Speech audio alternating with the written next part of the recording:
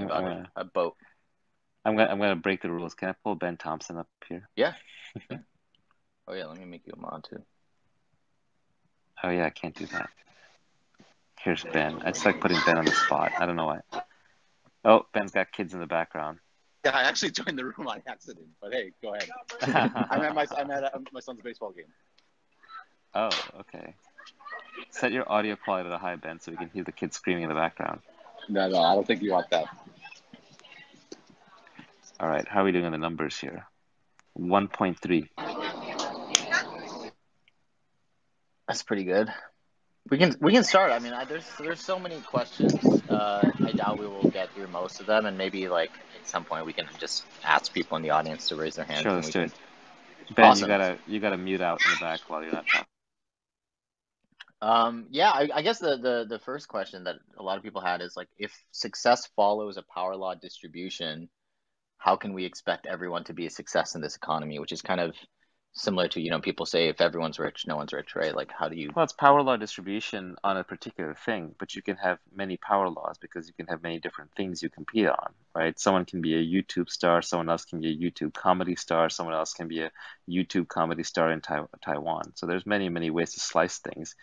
Yes, only one person can be the top of the leaderboards, but you can have many, many, many leaderboards. The internet creates millions and billions of niches, and so you can have millions and billions of people, and if each one is relatively authentic, they can kind of do their own thing. Now, in the sense that money is a single scorecard, then yeah, in the money game, there will always be someone higher up than you, and there'll always be someone lower down than you. But that's not necessarily a cause for alarm as long as you can meet your basic needs and it's making a good living for you and you're having fun doing it, that's enough. These are not zero-sum games. The economy is not a zero-sum game. The internet economy is certainly not a zero-sum game. Its status hierarchies are zero-sum games. And if you're overly concerned with status hierarchy, sure, you'll never be happy, you'll never be satisfied. But if you're fine with the wealth hierarchy where you only need to hit a certain threshold and your basic needs are taken care of, then we can all get there. Hmm. Yeah, it's more about the absolute number of people who are earning a living and getting by versus, the people, how many people are making gazillions of dollars. I mean, do you think that like, the competition, it is getting easier to get started, right? There are more newsletters and more podcasts and more all sorts of things. Do you think it's There's, harder to yeah, start today? there's always an advantage to being first in any given medium. Like Ben here is a poster child for the paid newsletter before there was such a thing as Substack. Ben was doing it, and in fact, even on Substack, the people who started early, like the Matt Taibbi's and the Glenn Greenwalds and the Matthew Iglesias of the world, and the Bern Hobarts, they get an advantage because when people first wander into that medium, they look around and they're like, well, who's here? And so early adopters do get a leg up, and later adopters will have to work more for it. But it doesn't mean they can't be successful. But there is an advantage to being sort of a connoisseur and figuring out which platform is going to do well and adopting them early on. Clubhouse, an example. I've met people on Clubhouse who have a million followers, and I'm like, who the hell is this person? That's not even interesting. But they were on there early, and they got into suggest user module, or they kind of built a fan base early on when nobody else was around and available, and that pays off. It's a bet that they took, and that bet paid off. Yeah. Yeah. How do you promote yourself today? Like if you were getting started from scratch today, how would you get started? I don't believe in self-promotion. I think that what the world is really craving is authenticity. Very, very few people are actually authentic. A lot of people are putting on a show or wearing a mask, and I think people deep down in their gut, they know when someone's putting on a show and when they're not. And so I think people crave truth, and when they find someone who is speaking their truth and is being authentic and honest, that is naturally attractive. It doesn't necessarily pay dividends immediately. It doesn't necessarily pay dividends in a way that can be easily measured and tracked, but it builds you the single most important thing, which is credibility. Credibility matters more than distribution. So 1,000 true fans matters more than having 100,000 weak fans. There's a lot of people on Twitter who will say things that are like non-controversial and they're very careful and bland and they'll have a big follower count. But when you actually look at the engagement on their tweets and when you look at the actual how much people care or listen to those people, it's actually quite low. So I would argue that authenticity is a thing that you want, and that will lead to credibility, not follower counts and not the metrics that Twitter and Clubhouse want you to play at. Yeah, I mean, I think you have to find out what you want to do. You have to like I think that is the hard part is actually figuring out what feels like play to you, right? I think that if you can find that out, then you will be able to find 1,000 true fans. I think if you're trying Yeah, to and promote yourself, you just observe yourself. What is it that you do for fun? What do you enjoy doing? No one's going to be able to compete with you on that. And so the best way to figure that out is literally to observe your own behavior. And that takes time. You can't rush it, but you'll figure it out eventually. And if not, your friends and your family around you will. yeah, I feel like most people, it's like when someone's, a relationship isn't working out, I feel like everyone else figures it out before you do. That's right, You because should just you ask. have it right. You have an idealized relationship that you desire, that you're aiming for, and that's what you're holding in your head, while they're seeing the reality of the actual relationship that you're in. Yeah, so people know what you should be doing generally. It might be the thing that you're doing on Friday nights. Like yeah, that's interesting. So Um, I would just add yeah. two things to what Naval said. First off, it's kind of annoying me with Naval because it's funny how many people miss the idea that the internet inverts everything. Where yes, there's a power curve, but Naval already beat me to the point. There's infinite power curves available to be filled. But I think that leads to a way to dig deeper on that is there's lots of ways to differentiate. And everyone's like, oh, you have to differentiate by being the best writer or the most clever. And actually, you can also differentiate just by virtue of which niche you fill. If no one is talking about a particular topic or no one is covering a particular subject, that by definition is differentiation, even if you're only average at it. Just by being the only one doing it is a real opportunity, number one. And then number two, I push back a little bit on the whole passion or what you find fun, just because I think what is fun is being really good at something, and you get very passionate about something if you spend all your time doing it. And I think there's a function where there's so many things to cover, so many things to talk about, and if you do it and you practice it and you get better and better and better at it, you're going to turn around and suddenly realize you're super passionate about it at the same time. And so I think there's a bit where all this is true. You want to find something you do for fun, and you want to be differentiated and have a niche, but the order in which that happens and the opportunity is revealed, I think, is kind of the opposite of what everyone sort of assumes it is. Yeah, I mean, riffing on that for a second, like product market fit has a way of creating passion. Like I've seen a lot of companies where like they get product market fit and the founder's really passionate, and a company doesn't have product market fit and the founders aren't that passionate, or then they find product market fit later and then suddenly everybody's passionate. So they do kind of go together. It is hard to say which came first.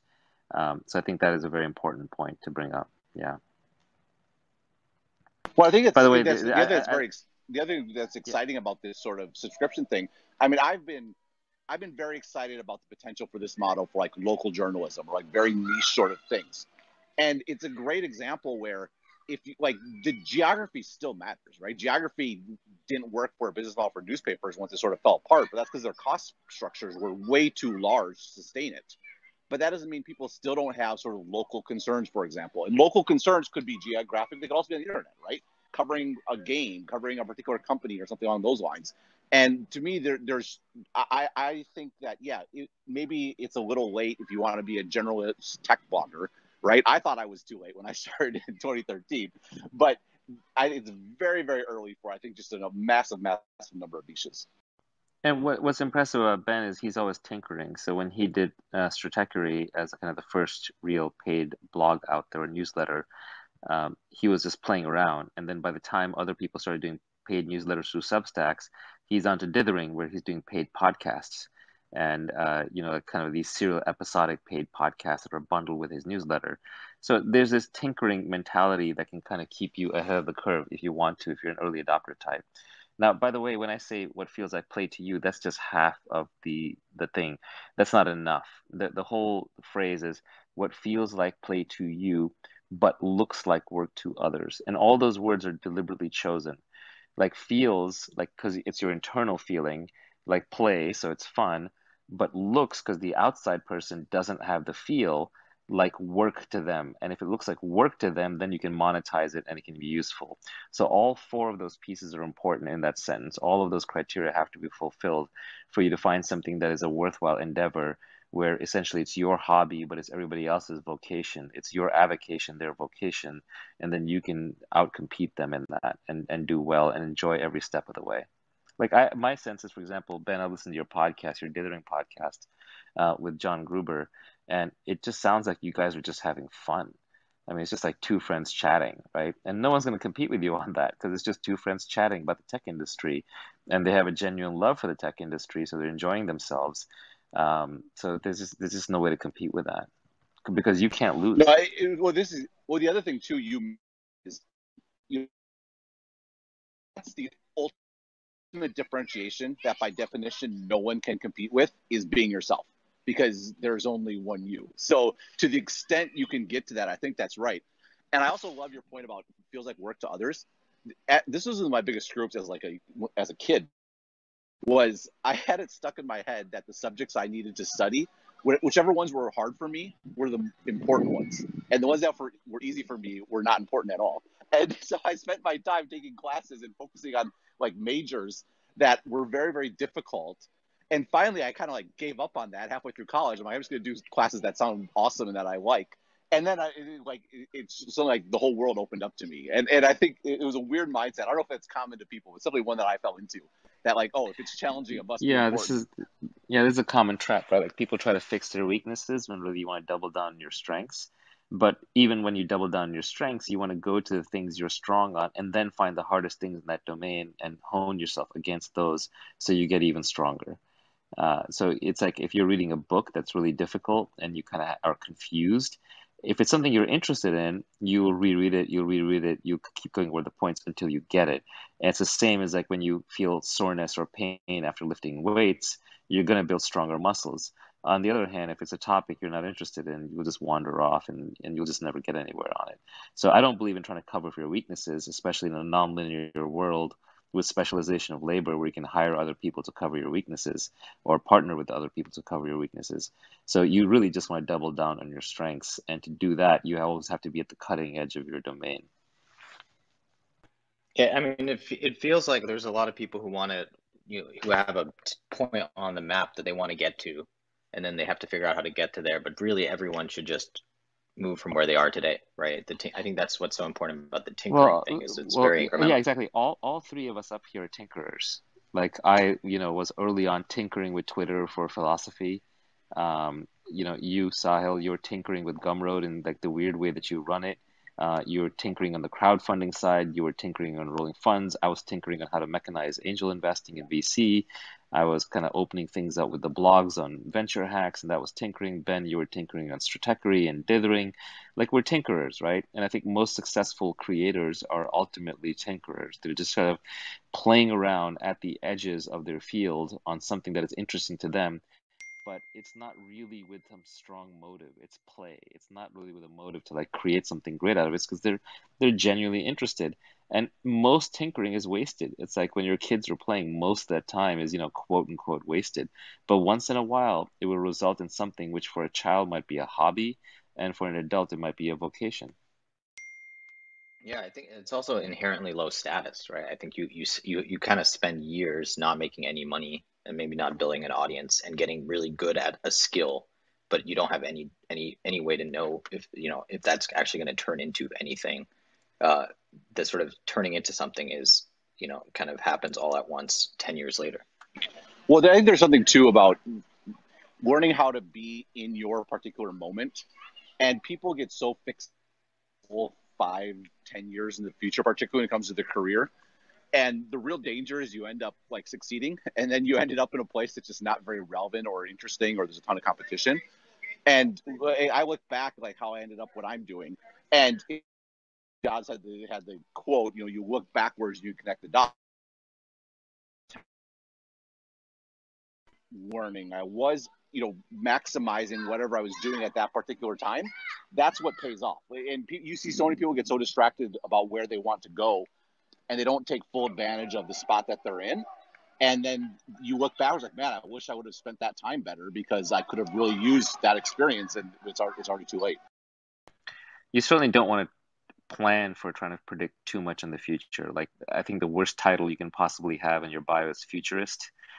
First of all, it's just tone deaf, but when someone says futurist and it's like, they're trying too hard. They're trying too hard to live in the future. When, yes, you're right. Your only moment of power and knowledge is the present. You just act from the present.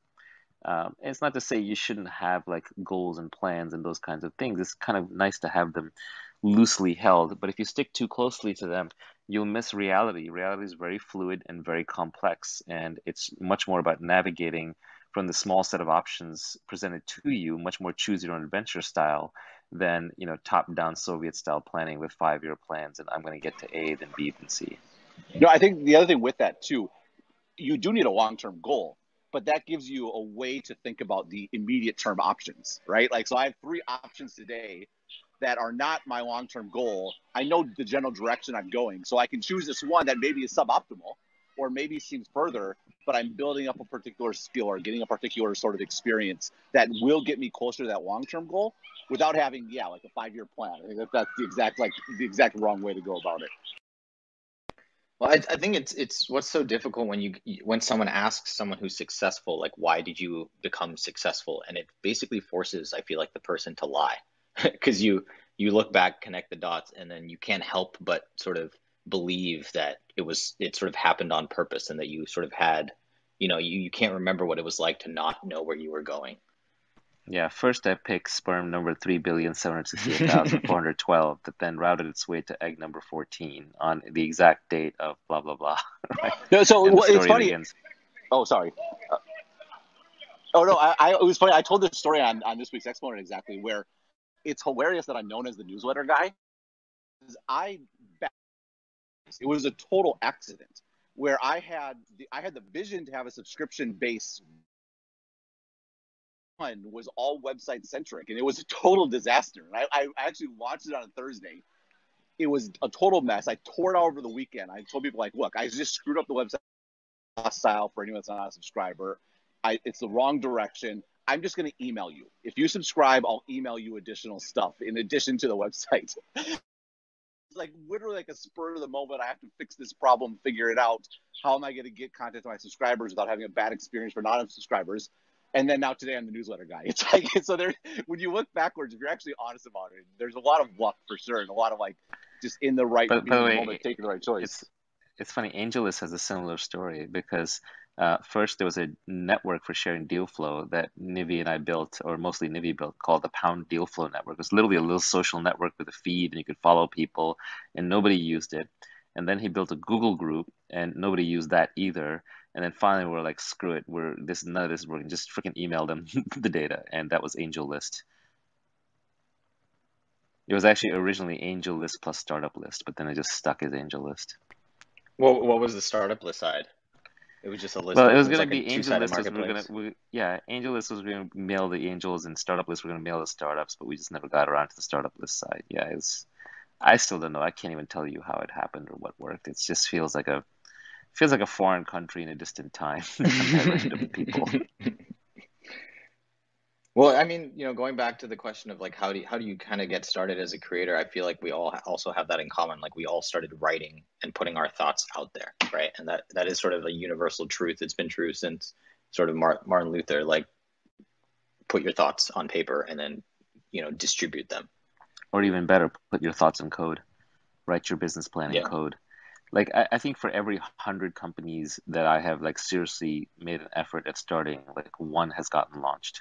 The hit rate is that low. You're just constantly trying stuff. You're just constantly iterating. Yeah, I mean, that's the other issue with asking people, why they're successful, is it's asking them about the one out of 100 attempts that they made, and this is the one that ended up working. But they all looked roughly, interesting at the time. Yeah, it's like you ask Da Vinci, like, how'd you do the Mona Lisa? And there's all the other paintings. Or like when I make an investment, every investment I make, I'm super excited about. First, I think this is the one, this is going to be the next Facebook, this is great. And then 2-3 years, I'm like, this is total shit. It's complete crap. Why did I do this? What a waste of money. I knew all along. And then 10 years later, some small percentage of them work out well. But you can just never tell along the way. You can only create the narrative looking backwards. To be a good creator, you just have to be creative. And creative means that you're constantly creating things. It's not like you're just creating one thing. Your creativity is who you are and what you do. You're always creating things in your domain, nonstop, constantly. And it's, as David Deutsch says, it's conjecture plus criticism that drives science. Or Matt Ridley would say, trial and error drives innovation. Or you could say that variation and selection drives evolution. These are all just variations on the same theme, which is you just try a lot of stuff, you get feedback from the world and from the market, and you see what works and you stick with what works, and that's just it. There's no shortcutting that process. The other thing too is the iteration. Like, it makes you better. It increases your differentiation, because you just get better and better at doing this particular thing and knowing what works and what doesn't. And like, I write a daily update every day. It's like I'm way better at writing daily updates than I was before, not just from a like insight perspective from having the opportunity to learn and think about stuff for a long time, but just like the actual mechanical act of doing it. Like, I know what needs to be done. I know, like, days I'm not feeling it. It's like, well, how do you write? Don't you have writer's block? It's like, well, no, it's like, it's just what I do. And I think that's something that develops over time. And so it's not just the iteration, just the practice, but also the improvement. It just, nothing replaces the hard work part of it. Yeah, I would say there's most people when I mean, like, if I talk to a bunch of aspiring painters, if like there are people that I go to these painting workshops with, and the last time they painted was the last painting workshop that they went to a year ago, right? And those people like, that's when people say when people complain like there's too many people, it's too easy to get started. Most people never actually get very, very, very far. They don't put in 100 hours, right? Of that 10,000, I think by the time you put in 100 hours, most people have gone home. Maybe because they want to be painters, but they don't really love painting. They like the idea of being a painter. I mean, it's the same with books. I think people really enjoy the idea of having written a book, but the process of writing a book is quite different and not as rewarding. And also, I think when you're in the tinkering phase, like, you don't really know if this is going to go anywhere for several years potentially. It's very hard to stick with something unless you don't have there's some inherent joy of doing that thing. It's really that self-directed curiosity and passion. I think everybody has it. Sometimes it gets drilled out of you, or you get convinced it's in a useless domain, or you're just too embarrassed to do it, or you're too busy to do it. But everyone has self-directed curiosity in something. And, people will joke. Someone will be like, oh, yeah, mine is watching Netflix or smoking weed. But that's not entirely true. I think humans are creative. Nobody just wants to sit there and do nothing all day. It gets really boring.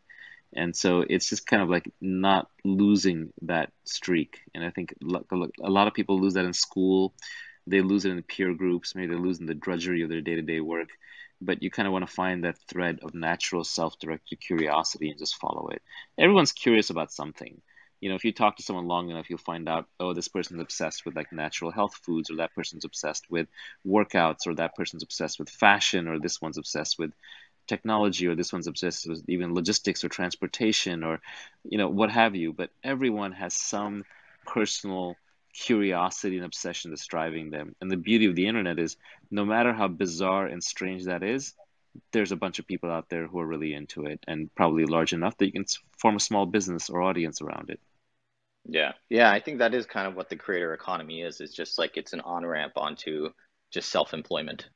And it just, I think a lot of people, I've definitely heard that sort of like I like playing video games all day long. How do I make, well, obviously Twitch. So there's a pretty easy answer to that one, if that really is your answer. But I think most people, I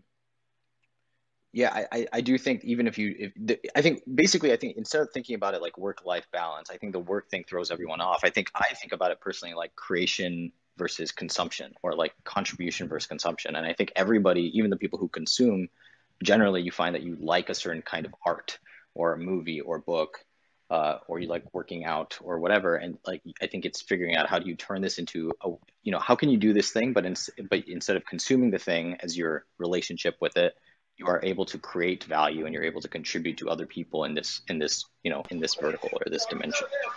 Yeah, and on the work-life balance thing, if you feel the need, I mean, not to get myself in trouble, but if you feel like you need to pursue work-life balance, you are not in a work that is going to lead to great creative outcomes or building this sort of business. Like, I mean, it's definitely something you're obsessed with, right? I can't imagine wanting to sit around and watch a Netflix series instead of thinking more about the stuff that I'm working on or stuff that I'm doing. And it just seems like such a bizarre waste of time to me. And that's not to say that if you're watching Netflix, that's a bad thing, or that like, some people want to live a different kind of life, and that's fine. I'm not saying anything about that. But this particular, like, we talk about authenticity, we talk about being like mastering something. Like, you obsess about it. It's like your life. And I had this moment last week where I had an unbelievably busy week. I got to Friday night, And I was like so pleased. I was so satisfied just because I had felt like it had been such a great week. I made progress in lots of places, and that my life felt very, very in balance at that particular moment in time. Since Ben is about to get canceled, I'll get canceled with him too. I agree. I think the work-life balance thing is nonsense. It kind of implies that work is suffering and life is relief, and that just means you're in a bad situation to begin with, and you need to get out of that situation where you control your own life. I've been as guilty as anyone of watching Netflix and playing video games, but that was escapism from suffering. And once I sort of aligned my life with doing what I wanted to do, then I just did that for fun. And then when I don't want to do that anymore, I don't need to do mental or high cognition activities like playing video games. I can just go for a walk, or I can hang out with my friends, or I can hang out with my kids, and it's just as fulfilling. So your work should be fun. It takes just as much effort to do well at a video game as it does to start a company. Somebody on the internet used a phrase that really stuck with me. I think it goes by Illimitable Man or something, one of these inspiration accounts. But he said that video games are shadow careers. And when I read that, at that moment, I knew video games were leaving my life because it was absolutely spot on right. I was building a career, except I was building a career in some fake land, in some fake game where the rules would change, or some 12-year-old would come along and crush me the next week. And I saw it for what it was. It was a shadow career because I wasn't putting that same effort into my main career, because my main career didn't really line up with what I wanted to do. And that's why I knew I needed to make a change. So don't waste your life in these shadow careers. Even if you find yourself craving holidays, that means that you're not enjoying every day, that you're sort of like robbing yourself of what should be a pretty good day. Even like, I know this is an extreme example, but you eventually want to get to a point where you don't look down on Mondays. You don't dread Mondays. Mondays are no worse or better than any other day. And so that means like kind of getting away from this idea of work-life balance. It's rather getting into a mode of work where that is your life and is fulfilling. It's good work. You enjoy it. You have to align, again, to use the old Robert Frost phrase, align your vocation and your avocation. Yeah, and not to double down on getting canceled, but it's easy to look at, today, Naval and I are doing well, and like, oh, it's easy for you to say. But like, I started Stratechery while working another full-time job. And what I mean by that is I found it like, this is the part where it does pay off to do something you love. I loved tech. I love thinking about tech. I love writing about tech. And so it was actually a form, like by work-life balance, my work was kind of drudgerous, but my life was actually what I was really obsessed about. And so that was a place where I was able to align the idea of doing what I loved in my free time. And it was able to transform in the wrong way my work. I feel very, very fortunate about that. But this isn't an incompatible idea where if your work is drudgerous, that's actually all the more opportunity to figure out what it is you love. Because if you love it, you're not going to feel like, oh, now I'm doing two jobs. You're like, oh, I have my work during the day, and now I get to go home and do the stuff that I'm excited about. That's actually an indicator of something that you might be worth spending more time on. Yeah, I have mixed feelings about the phrase the creator economy, because I think the economy has always been the creator economy, in the sense that the creative people are the ones who get to run things and get paid the most. It's just there have been very few of them. And so now what's happening is that the number of creators that we can support is broadening thanks to the internet. So many more people can be a creator. And yeah, maybe not everyone is going to be a creator just yet, but that doesn't mean that you can't be. If you're in Clubhouse, if you got an iPhone, if you're sitting here, if you're listening to this, just because half the world can't be creators doesn't mean that you can't be a creator. You can't be the leading wave. Entrepreneurs are creators. The best financiers are creators. Obviously, artists are creators. Best actors are creators. The best producers, the best directors, the best, in any Cooks. endeavor. In any endeavor, yeah. If you look back in history, history really remembers the artists. They're the people who are breaking new ground, who are creating new things, who are generating new ideas. In an age of infinite leverage, ideas are the most important things. Judgment is the most important thing. And so we've always been in a creator economy. It's just that there haven't been that many people who were the creators. They collected all the rewards because they were the real creators, but now many, many, many more of us get to participate in the creative act. Yeah, it reminds me of kind of the size of the firm. right? Like I just think that the average size of the firm is shrinking, and it's getting closer and closer to one. And for all intents and purposes, Right. certain brands look like it's a company of one, even though there may be As a whole external, army yeah, behind them. yeah, as external transaction costs come down thanks to things like Gumroad and the internet and Clubhouse and so on. Well, the other thing too is if you're in a job that isn't great, but whatever, it's paying the bills, you actually have this sort of weird advantage when it comes to pursuing your passion, because you don't have the necessity of supporting yourself or supporting your family or whatever it might be, because you sort of, your costs are taken care of. And so there's actually an opportunity to, a lot of great businesses don't work out because they took too much money up front, or because they just couldn't get to that sort of break even point because it takes a long time to build. I mean, the newsletter business is like this, right? It's a great business once you have 1,000 subscribers, but getting from 0 to 1,000 takes time. And so there's actually an opportunity to sort of arbitrage the fact you're in a job you don't like, in that you can spend your free time doing stuff you do like, and figure out and experiment with monetization and how you're going to make that your business, and such that it could be your business in 5 or 6 years. And this is what I got lucky with Trajectory. It happened faster than I expected. But I started Trajectory with a 5-year plan. It's like, this is going to be my job 5 years from now. And I was going to figure out what worked until I could get to that point. And I selected jobs that were going to give me room to do that. And so that was how I thought about my day job. I want to have room so I can build this job at night. And I think it gives more possibility of actually figuring out what it is that you want to do. Yeah, I had a slightly different route, which is, unlike Ben, I can't be creative and have another job. I just find like work and the drudgery of it is soul crushing, and I need a lot of free time to be creative. So rather for me was in my own endeavors, I just drifted more and more to the creative side of the work. And I just refused to do the non-creative work. I refused to do the drudgery. I would outsource it or decline it, or I would shift away from it until I ended up doing the creative roles in the positions that I was in. And then people eventually realized that that was my superpower, and they kind of left me alone on the other stuff. But I was not able to do the day job, night job thing because it just takes up too much time, and I need time to be creative. I need like empty space in my calendar. I think like creativity, it sort of begins with an empty calendar. When you have an empty calendar, you can be creative, or at least I can be creative. And then creativity ends with a busy and cluttered calendar, because once your creativity is demonstrated, everybody wants a piece of your time, and then you fill up your calendar because all of a sudden you're popular, but now you can no longer be creative. So watch your calendar. The inverse of your calendar is your creativity.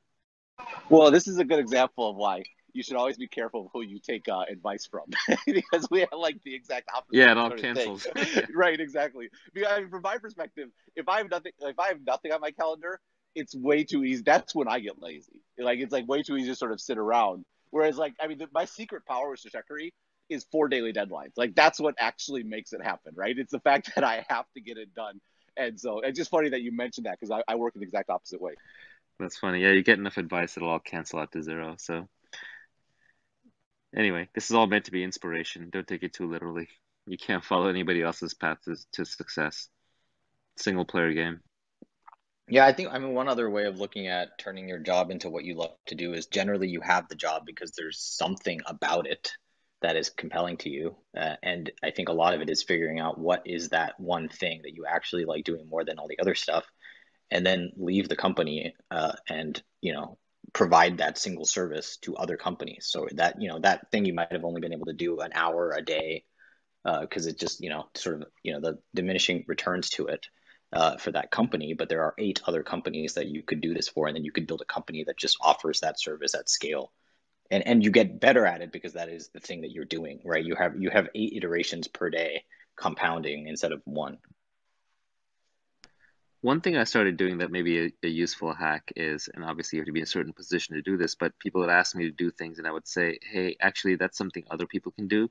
So you should ask other people to do that. Ask me to do the things that only I can uniquely do.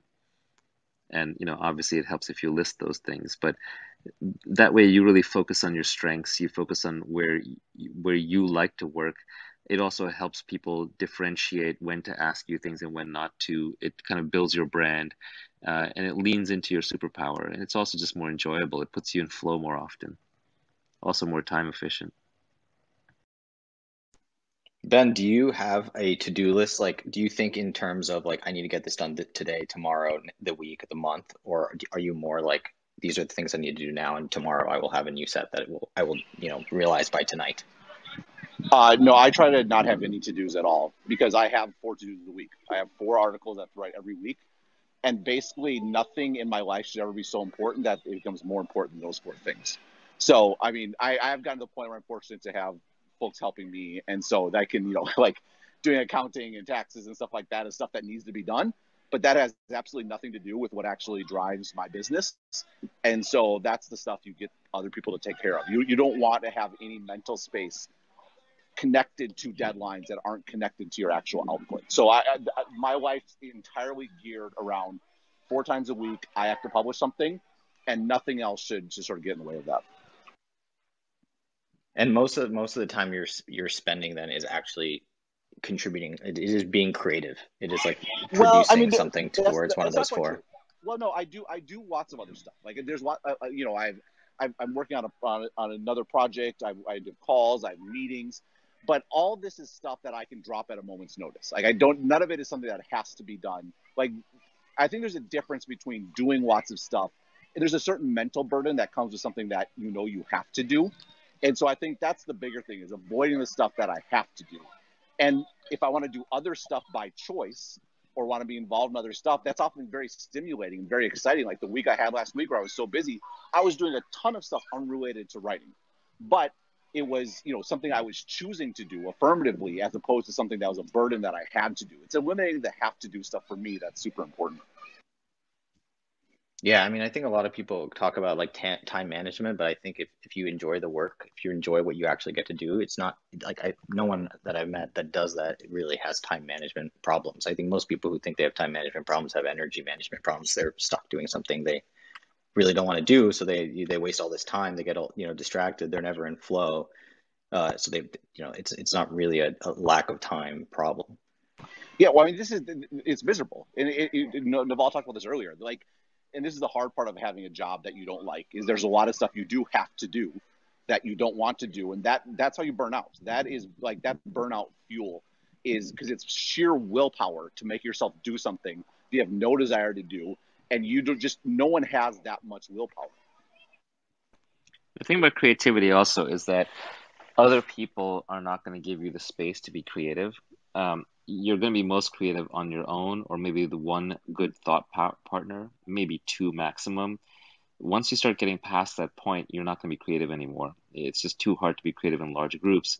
And other people are always going to fill up your time with, well-meaning tasks that have to be done. They're not going to understand this idea that you just need like large blocks of alone time or with one partner brainstorming interesting things, or coding or writing or whatever it is. These are largely solitary or best pairwise activities. These are not activities that are done in large groups or meetings. And it's just the nature of most business these days that is done very socially.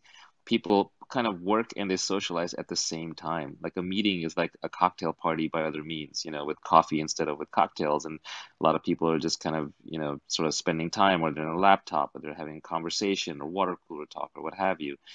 So I just think that if you want to be creative, you have to be in either a very small organization, or you have to be ruthless, downright rude about protecting your time so that you have blocks of time to do solitary or pairwise work. Yeah, I mean, I think one of the concepts in crypto that I think is so important is composability. And I think the more that you can basically sort of use that function and say, look, the Gumroad does one thing, and basically everything else we're outsourcing. We're outsourcing to Stripe, we're outsourcing to AWS, we're outsourcing to all of the new tools. Like we should basically be doing almost nothing. Yeah, I mean, this is gonna, I don't mean to drop into like 1% privilege, but I think most people are working too hard. I think most people are just basically spinning wheels and spending a lot of time in make work. And the older you get, the better you get at just declining work that is useless. Like I have this theory that 99% of work that you do is useless. You still have to do it because it's iterating your way to the 1% that is useful. But in an ideal world, if you were omniscient, you would just cut to the 1%. So, for example, 99% of the people that you went on dates with, you didn't end up marrying. So that wasn't the final answer. 99% of the stuff you learned in school, you've forgotten. You weren't really curious about it. It doesn't apply to your life anymore. 99% of the presentations you did at work, the spreadsheets, the code that you wrote got thrown away, didn't account for the returns. Now, of course, you had to do that to build up the expertise for the 1% that worked, or perhaps it was trial and error. You should do it to find the 1% that worked. But as you get older, you just get better at figuring out, well, actually, instead of taking 100 shots on goal to get the one that works, I'm actually going to narrow it down so I take 10 or 20 or 30. And a lot of judgment is just knowing not what to do in the first place. The ability to say no and be correct that that was a no is a superpower. You want to be able to filter out things very efficiently, and that just comes through experience. But if you're becoming more and more experienced and you aren't filtering projects and firing customers and not pursuing certain marketing strategies and declining working with certain kinds of people and even turning away the money when it doesn't make sense, if you're not doing that, then you're not going to scale properly. So I do think that a lot of people just end up spending a lot of time in busy work and make work. We're also in this odd society where we think that, well, every degree takes 4 years. Isn't that a coincidence? Whether you're becoming an expert in art history or architecture or computer science or physics, it takes exactly 4 years. What a heck of a coincidence. Every job takes 8 hours a day, 5 days a week. Whether you're coding up the next cryptocurrency or whether you're marketing something or whether you're HR or whether you're a receptionist, it takes the same amount of hours. What a coincidence. Obviously, I'm being facetious. Obviously, that's not correct. So we have these one-size-fits-all rules that don't make any sense. And yet we look around and some of the most successful people in the world, Warren Buffett, that guy makes like one decision a year that matters. He spends a lot of time reading books and a lot of time playing bridge, and he's one of the richest men in the world. So it's not really about hard work. Elon Musk is working around the clock, but he's also partying hard. He's dating, he's tweeting, he's running multiple companies, he's driving cars, he's moving around, he's engaging in politics, he's getting sued by the SEC. Busy guy. Where does he find the time for all this? The guy at the corner convenience store is working 80 hours a week. I don't see him being any more successful than Elon Musk or even close to that. So clearly hard work, although it's important, it's an element, it's one leg of the stool. It's probably not the most important one. And you can definitely make trade-offs as you get older and wiser about working less hard, but working more smart. It's very, very true. And especially in the age of leverage that we live in, judgment just gets magnified. One little decision magnified 1,000 times, 100,000 times, million times. That's why you see such outsized fortunes. One person decides to code up a face mash at Harvard and they become Facebook. The other one decides to code up something that you've never heard of because it was close, but not quite. It just hit number 100 in the App Store for a week and then it was gone. So it's not really about hard work. It's about judgment. So hard work is important to the extent that it builds up judgment. But eventually, when you have the judgment, you should be saying no all the time. Yeah, I mean, I think also over time you have capital, right? You have credibility, you have potentially just money that you can pay people to do the work, which is something a lot of people you kind of, I think that's sort of step one, is like you have to figure out how to do the thing that you like to do all the time, or at least make free the calendar. Well, there's the three forms of leverage, and you should employ all of them. One is labor, so outsource anything that is less than your hourly rate and set your hourly rate to an aspirational level. Another is capital, which is when you make a decision, you invest capital behind it, so you multiply the force that you're exerting through free markets.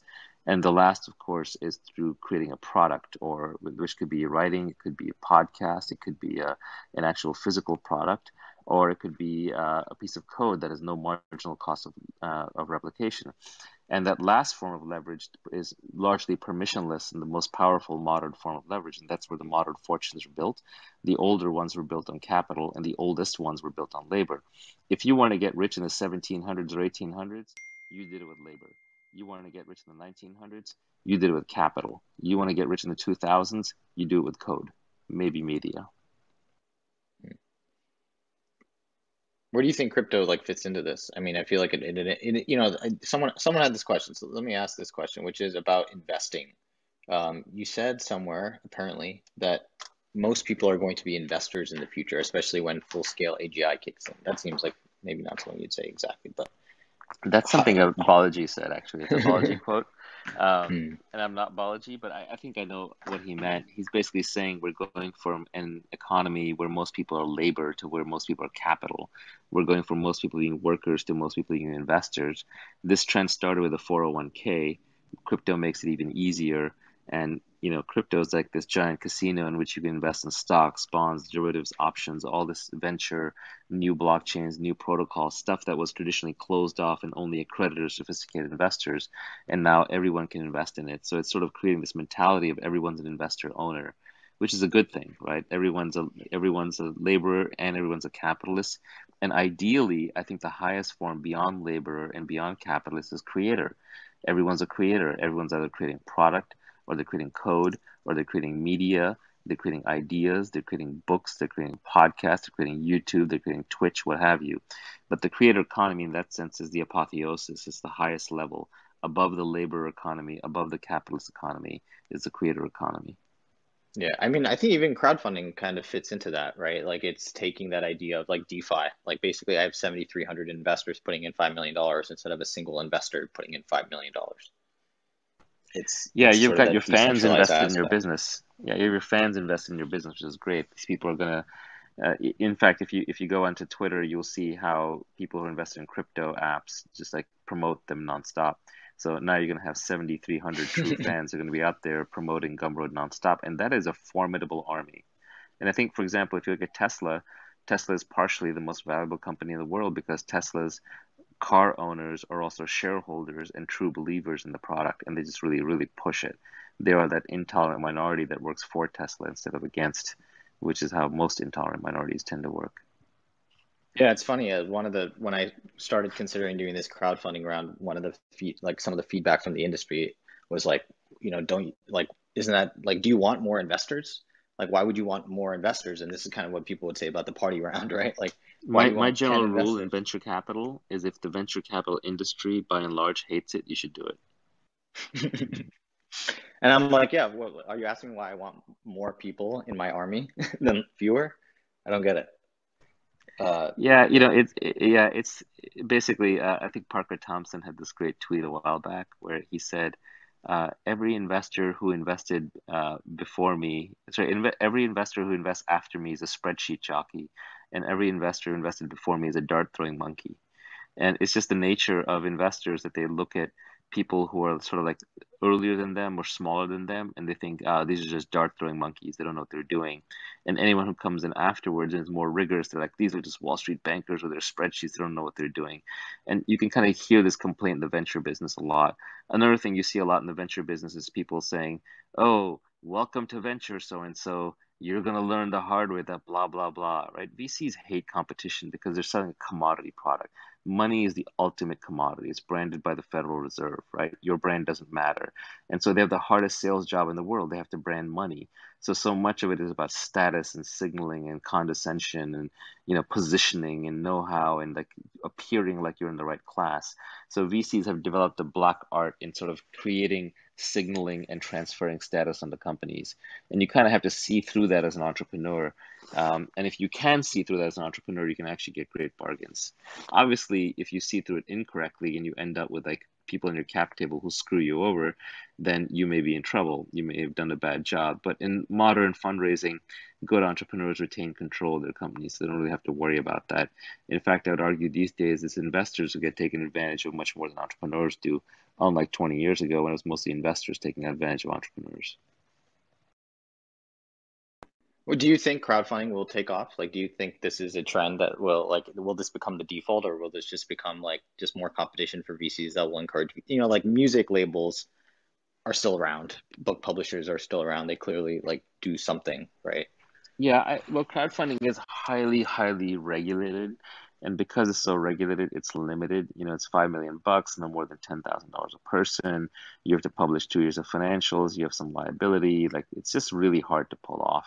So you're not unique as a company that can do it, but you're in a limited set of companies that is willing to go through the hassle of doing it today.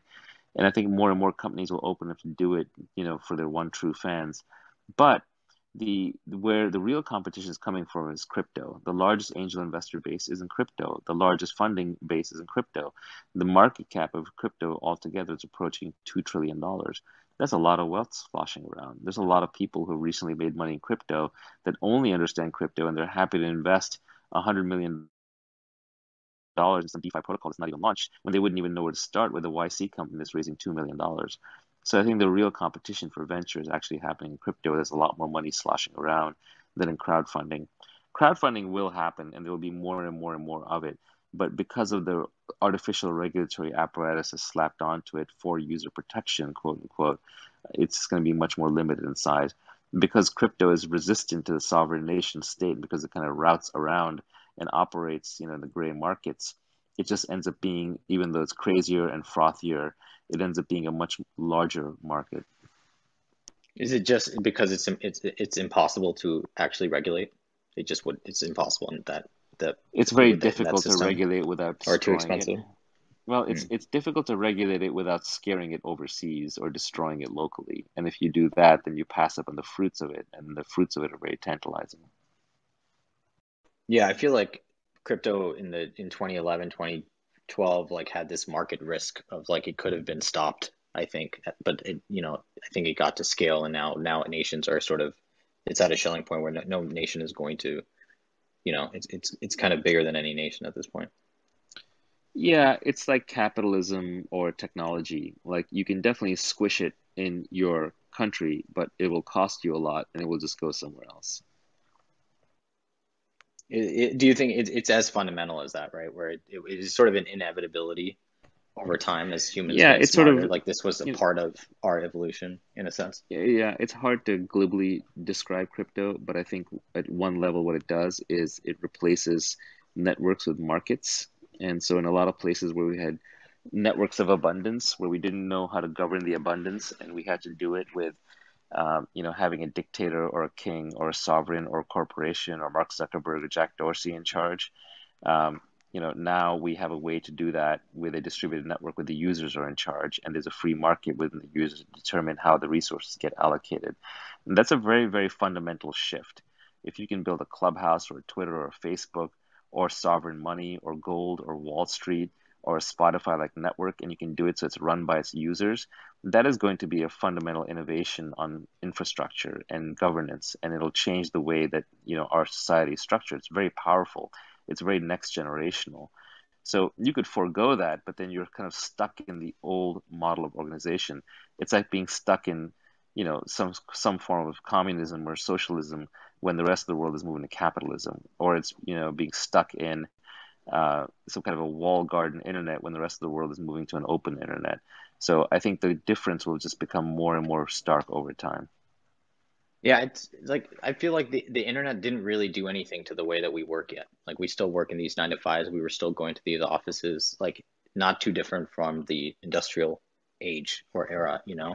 And I feel like crypto and the creator economy, like that's finally happening. Like we just had to get on ramp to the internet. We just kind of took everything we were doing offline online. And then the next phase is like, cool, now that we're all online, like actually a lot of these assumptions we don't need anymore. And Yeah, crypto is kind of the I forget who said it. Like the future's already here. It's just unevenly distributed. Like it's very unevenly distributed. Like the first phase of the internet, you had the web, or even if I go further back, like there was a time when VCs only used to invest in hardware companies, right? IBM and Digital Electric Corporation and Sun Microsystems. And the idea of investing in software is ludicrous. Software, this thing has no value. You can copy it. I can't even see it. How can you sell it? So investing in a Microsoft was like a daring act. And then, of course, when software got normalized, people realized all the values in software. Then it became about, well, you can't invest in the web. You can't invest in Yahoo. That's a website. You got to invest in software. But then it turned out that Yahoo and Google were really valuable. So the next thing comes along, people are like, well, what about this crypto? Well, there's nothing there. There's not even software. There's not even a website. It's not owned by anyone. There's nothing there. It's just a hallucination. How can you invest in the idea of a new thing called money? And then people got rich in crypto. And now the new one's coming along with NFTs. Like that's art? That's not art. That's just a signature. That's just a hash that you own in the blockchain. That's not even a piece of art. How can you invest in that? And honestly, I'm even a little lost in that last one. But it just shows you how much more ephemeral this idea of value is getting, and how each generation has to make a mental leap past the last one into where the value is coalescing. I think part of it is that like the next generation sees the sort of shared social myths that create the value, and like the last generation doesn't. So we look at this and we don't get it because we don't see any of the activity. We don't see any of the millions of people agreeing that this thing is interesting and that enables, whatever interesting behavior. That's right. The art on the wall only has value if other people who look at it think it has value. The same way Bitcoin only has value to the extent that other people out there are Bitcoiners and will accept it in exchange for material things and physical things in the world that we all agree has value. Yeah, totally. I mean, we plan to open source Gumroad completely, and it's because like the code of Gumroad should not really be valuable. That's not why Yeah. Gumroad Another way of will be looking at big. another way of looking at crypto is it's the business model for open source. Open source was this incredibly powerful force that upended the entire back-end infrastructure in the software domain, but never had a business model that was done purely through this is free, this is abundant, go and spread this. But now we've added a business model to open source, and that's tokens. And so now we're getting the open source revolution with all of its open APIs and composability and hackability, and how people can just build on top of each other like Lego blocks. But now we've also attached business models to the whole thing, while still miraculously somehow making it so that not a single person is in charge of the whole thing. Do you think there's a way to port? Like my goal is, one of the reasons Gumroad I've tried to maintain as a sort of tiny size of the firm, a one-person company effectively, is sort of like allows me that ability to kind of like centralize, like I'm the single point of failure, and I could at some point, my hope is that I would be able to decentralize myself effectively. And then, and I can do that because I'm me. I can, I can choose what to do with my sovereignty. Is there or no? I have like there basically has to be a totally new organization that has to be built sort of from first principles in this new universe. Yeah, my guess is it'll have to be a new organization for first principles. Crypto is so weird. You have to like build with wallets and private keys and tokens and the cryptography and the curves, and it's just so complicated. It's like, you're building with Legos and they're playing Minecraft over there. It's literally a different game. I think by the time you may end up starting a second company. And by the way, this is kind of what I did with AngelList, right? AngelList was started as a mailing list for angel investors, and then we built AngelList Venture, which was almost a completely different thing, which is sort of this back end for firms and syndicates and rolling funds. And then we spun out CoinList, which did crypto, and then we spun out AngelList Talent that did talent. But trying to build everything under one roof is really hard. So every single one of these was a new creative act within the company that then got spun out with its own leadership, its own cap table, and that's hard to do. So my guess is that it's very hard to move an organization, not just because of the people infrastructure, which is what you're finessing, but I think also because of just the design of the application. That said, Gumroad is a very, very thin thing, right? It's closer to a protocol than most applications are. So it's possible that you might be able to turn it into a protocol, but I think it's just equally likely that you're going to see this jumbled mass of things out there in crypto land that don't really make any sense to you. And then one morning you're going to woke up and they'll have coalesced in some kind of a decentralized Gumroad. But look, what actually protects you, and you're not going to love this, is regulations. You're operating in the fiat currency domain, so someone has to handle credit cards and wire transfers and like the normal payment infrastructure and mechanism, and that's just not going to go into crypto. Crypto is incompatible with the legacy financial system. It can interface at some key points, and those key points can end up being incredibly valuable, like Coinbase is going to go public for between 50 and $100 billion, being worth more than most of the banks. But those interface points are still kind of on the edges of where crypto operates. Crypto wants to operate in an all digital, on-chain, all crypto domain. Yeah, I mean, it's also, I think that the amount of code in these universes, like what they are actually doing, what problems they're solving are very, very, very different, right? Like in crypto, I assume it's mostly around the decentralization of and making sure that these things actually, it's just like codifying all of these things, making these things composable, I assume is very, very, very, very difficult. Like functional programming to someone, someone who hasn't done it before, it's going to look very weird.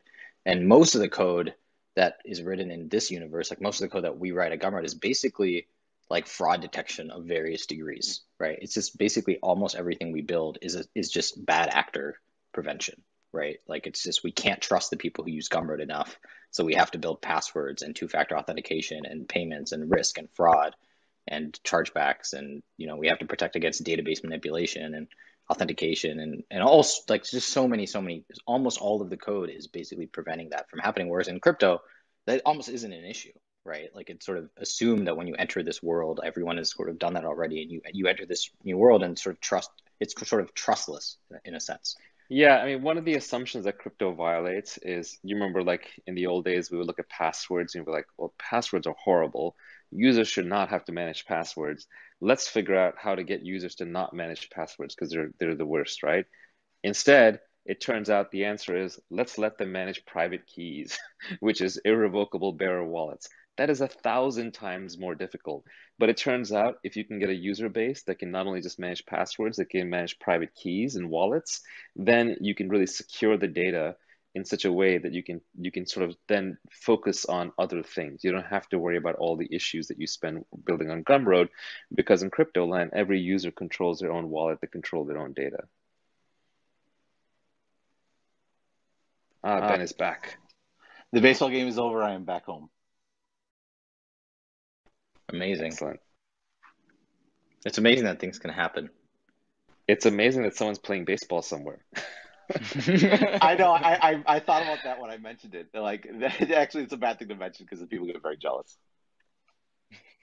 San Francisco, especially south of Market, is like the zombie apocalypse. There's like a big theatrical act going on. You know, it's like COVID Act 3, and everyone is pretending that they're caught in like this massive sweeping pandemic. It's kind of entertaining. One thing I would say, Sahil, you mentioned, I was still listening. You mentioned that, we're this far along in the internet and nothing has changed yet.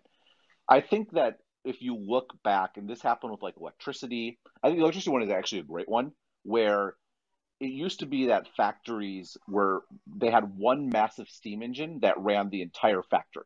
And so everything in the factory would plug into like, there are like these cranks going through the whole factory, and they would plug into it and they connect to it. And what happened was electricity came along and it was useful, it was great for lights and stuff along those lines, but it didn't actually really impact the production of goods until they built new factories. And that meant that the current factories had to age out, they had to depreciate, they had to break down, because if it's already built, it's already built, and there's a certain sort of advantage there. And I think that's very much that happened with computers, right? There was that article about computers everywhere except the productivity statistics, like 1987 or something like that. And then after that, the productivity statistics suddenly very much showed that computers were a thing. And I think it's the same thing with the internet, where things need to be reworked and rebuilt around it with sort of new assumptions. And so that's what takes time to happen. But that doesn't mean like stuff along the way, but there's other groundwork being laid. Like I think from a creator economy, like we went to this area where there was just the social networks, right? And they're taking all the value. Well, now going forward, you're not going to make money on the social networks, but social networks are a great lead generation tool, like phenomenal. And like the entire advertising ecosystem is in place for the creator economy in a way it wasn't before. And so like, and you see this again in tech, where stuff doesn't disappear. You keep sort of building on top of stuff that came before. And I think that that's what you're seeing with this, and where there's been a lot of foundational work done, and you never see or realize how important that is until stuff starts sort of popping off just because everything's in place. Yeah, I am seeing some fuzzy progress in the creator economy. And I would say, at least so far, what I see in the creator economy is a three-step thing. Step one was, in the old days, you were a creator on the internet, you created a website, and then you hope that Google sent you some traffic, right? On the very old days, you created a website and you just had to build your own brand and run ads and try and get traffic. But then after a while, Google started sending you traffic. And then, so there's a certain kind of creator who operates kind of a storefront or a blog somewhere on the internet. And then step two was the social networks came along and they started distributing huge amounts of links, user to user link sharing. And so then it all became about becoming a creator on social networks. The problem of being a creator on a social network is you're building your castle on sand. Tomorrow, Jack Dorsey might change the algorithm, or Mark Zuckerberg decides to change his rake, or Apple changes their App Store fee. And now all of a sudden you're out of work, or they're just taking a lot of the money. So it's very, very hard to monetize. And I think we're now kind of entering step three, where you have things like Patreon and Gumroad and all kinds of monetization vehicles that are cropping up, and you're having creator first networks. You're having networks that are all about monetized creators popping up. So I'm starting to see this trend. Maybe it's too early to be a trend, but I'm starting to see this thing where the top creators are becoming relatively independent of the social networks themselves. They're monetizing outside of the social network, or they're starting to build brands that cross social networks. Like for me, I mean, I don't really consider myself a creator, and I don't really monetize, but it was very easy to cross from Twitter into Clubhouse. Like most of my Twitter following will follow me in the Clubhouse to the extent that they're in Clubhouse. And if I want to monetize, I could do it a different way. I could run ads against a podcast. I could put out a Patreon. I could put out Gumroad. So the creators are starting to kind of figure out how to have their audiences be a bit more mobile, and they're trying to figure out how to monetize separately from the platform that they're on. The platform they're on will always have a big advantage. Like when Twitter does super follow, then they'll have that advantage in monetizing their creators. But now, just the fact that Patreon and Gumroad and other venues exist means that Twitter has to start giving its creators a quote unquote fair cut, or has to give them the tools to monetize and then make sure that it doesn't take too much, because there is competition out there, especially at the head of the curve for the top creators. Substack is obviously another huge one, right? Like the same people who can get famous on Twitter, but if they want to actually make real money, then they go on a Substack and build a newsletter there. How do you get distribution? In this, if step one is sort of SEO, step two is social media. In this step three, you still are relying on the sort of you're still relying on social for distribution, and in that sense, like Twitter is probably the best one, because Twitter is just pure distribution. Simple follow graph with minimal data attached to it. So yes, you're still beholden to them for distribution. But you mentioned something earlier, Naval, talking about like Tesla and how their shareholders they're such a powerful force for them because they're their advocates. I suspect, much smaller scale, but a similar dynamic is the case for creators. Your distribution is your users, and you are like, when you have passionate fans that love your stuff, they will tell other people. And it's interesting because it's much more of a linear sort of advantage. It's not an exponential advantage because people only know so many people, and so they'll exhaust the people they could tell. But then those new people will know some other people, and they'll tell them. And to me, that, like, yes, Twitter is a part of this because your fans may use Twitter to talk about you, but it's still really the core unit there. The core driver is your supporters. And that's the sort of superpower and super distribution channel that creators have. And that is also portable. It's portable across Twitter, across Facebook, across email, wherever it might be. Dithering, like, how do you advertise a paid podcast? Well, it turns out you have other people who listen to podcasts or who do podcasts, and they'll talk about it on their podcast. Oh, this happened on Dithering. And that's actually our best channel by far, is people talking about Dithering on their podcast, and the listeners of that podcast, like, okay, fine, I'll have to go check this out. So it pops up in all kinds of sort of interesting ways, but that's the real advantage. And like, I've never bought a social media ad. I didn't mention the advertising. I think the ads are important for certain types of businesses, but the real power is that your fans can use social media so they can get free distribution to talk about your stuff.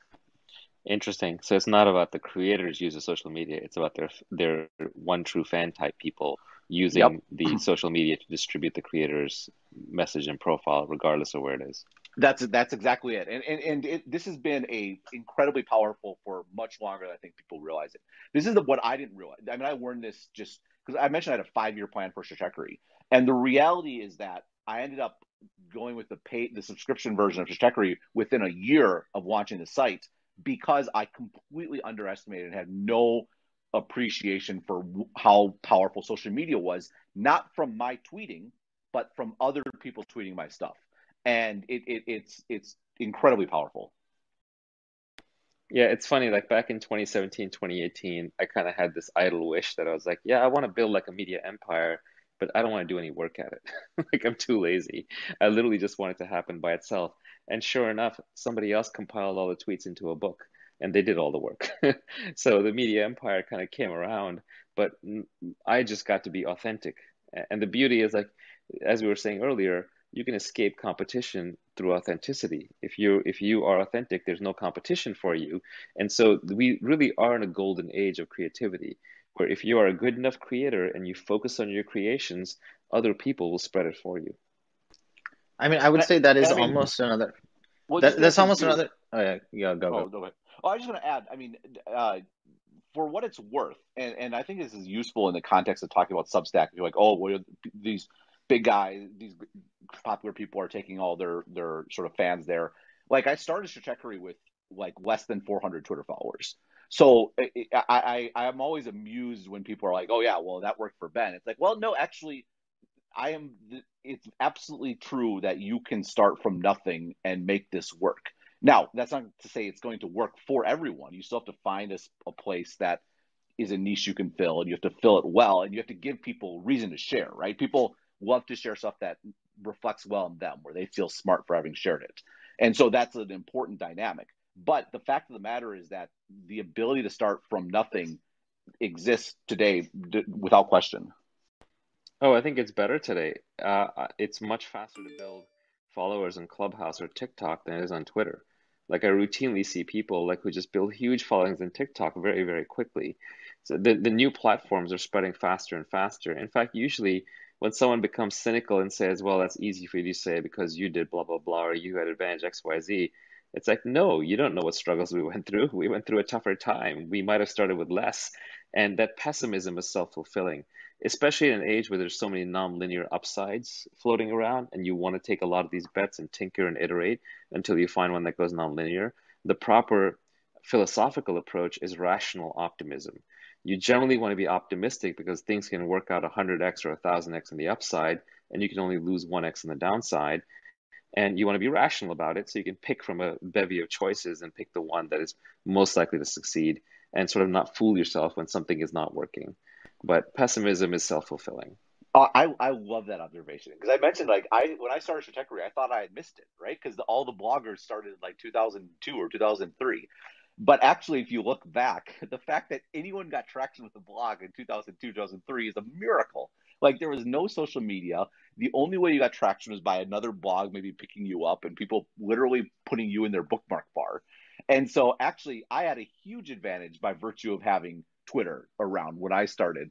But to your point, yeah, people today, if you wanted to start a podcast, for example, the fact that Clubhouse exists and you can actually build up a fan base that you could leverage into a podcast, and I think Clubhouse is so smart about the fact they've said they're going to focus on like figuring out creator monetization sooner rather than later. Like it's a really great point where it's not too late. It's actually better than ever. And also, 400 followers is like an insane amount of people, right? Depending on how engaged they are. Like if you spoke at an event with 400 people, that's a lot. That's a big event. You know, that's something that you would fly, you know, get in a plane and fly to another city and you know, sleep in a hotel for. You know, like I think people underestimate, like it's so easy to get caught up in these millions, but 400 people subscribing to your newsletter for $10 a month is a living for almost anybody in the world. Yeah, this is classic marketing wisdom, but you want to have a small number of diehard fans and a small number of haters. What you don't want is a large number of kind of meh people who are like, yeah, sort of interested, but no one's willing to lay themselves down the line, positive or negative. Yeah, I think also like in the distribution, a lot of it is moving. I feel like Naval, you are like your own economy at this point. You are like a mini economy of, and people can kind of just do stuff and get traction like within your community that sort of is in your wake. And so I think that's another way people build distribution is they just, you know, I assume that sort of like Substack comment threads are sort of kind of like the new Hacker News. Like I built my audience on Hacker News, ported them to Twitter. And I think a lot of people, when, you know, getting started today will find the creators that they really like and follow and start commenting and contributing and building relationships within these communities.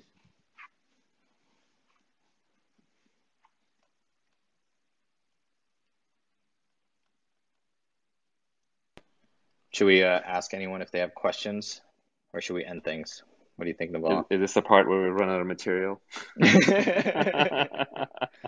Well, it's funny. I wasn't going to say because I'm really, I'm not sure about the community. Like, it's funny because, and by not sure, I'm like, I don't know what to do. Like, I know there's definitely a Stratechery community. I'm not quite sure how that materializes and how I personally leverage it.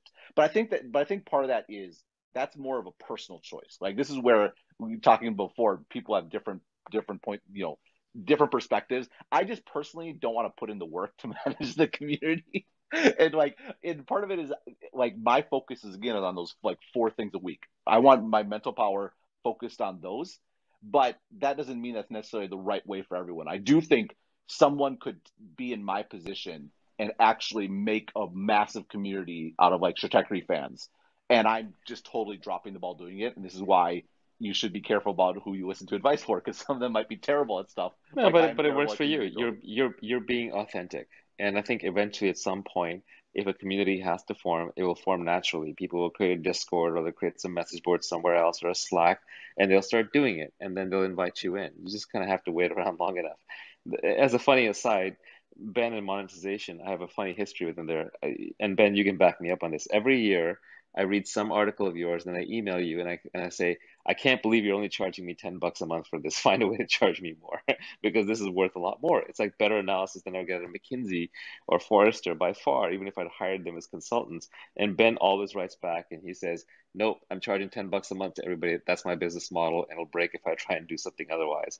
So you're sticking to your guns is smart, because I think there are people who would have tried by now to do tiered subscriptions, who would have tried to do consulting and all kinds of things that weren't authentic to them, and would have led them astray and destroyed their creativity, and not allow them to scale this beautiful core business where you just charge everybody $10 a month and you got a lot of readers.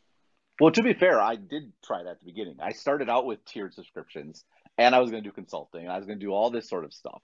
And I got about 6 months in, and I'm like, this is way too complicated. I'm way too stretched out. I just need to focus on this thing. And so I actually, another example of where, yeah, people look at me now and it looks like it was all so great and planned out. No, this is something I had to iterate to. I had to figure it out. This is the core thing.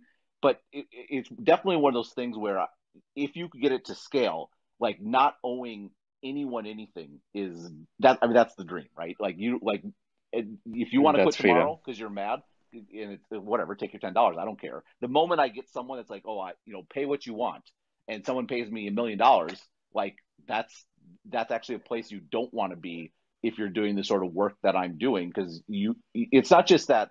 One, people probably overstate their, oh, I can be independent, I won't let that affect me. It probably will affect you. Two, it will affect your reputation. Like the fact that it's aware that there's this possibility of people having that over you. It's going to, like, if you want to have a particular impact, because my driving force is not just money. I want to have an impact. I want people to pay attention to what I say. And if you keep those priorities in mind and let them dribble down to the other stuff, then you just end up in a much better spot. And again, I got a lot of subscribers, so it's easy for me to say this, right? Like, so take it for what it's worth. Hey guys, I heard you guys run out of content, so I figured take advantage and ask a question. Yeah, we'll ask some questions. Take some questions for sure. Yeah. So I want to ask a question which a friend that I advised informally asked me, and I didn't feel I was qualified to give a great answer. So I just want to get your gut reactions to this idea that they were trying to do. And so it's in the NFT space, and the idea is that you have Patreon, like you guys have mentioned, you have OnlyFans, you have all of these platforms that people subscribe to and get access to content. And so the idea would be, is it the right time where NFTs have got to now to have a similar platform, but where rather than paying for a subscription, you're paying a token that gives you access?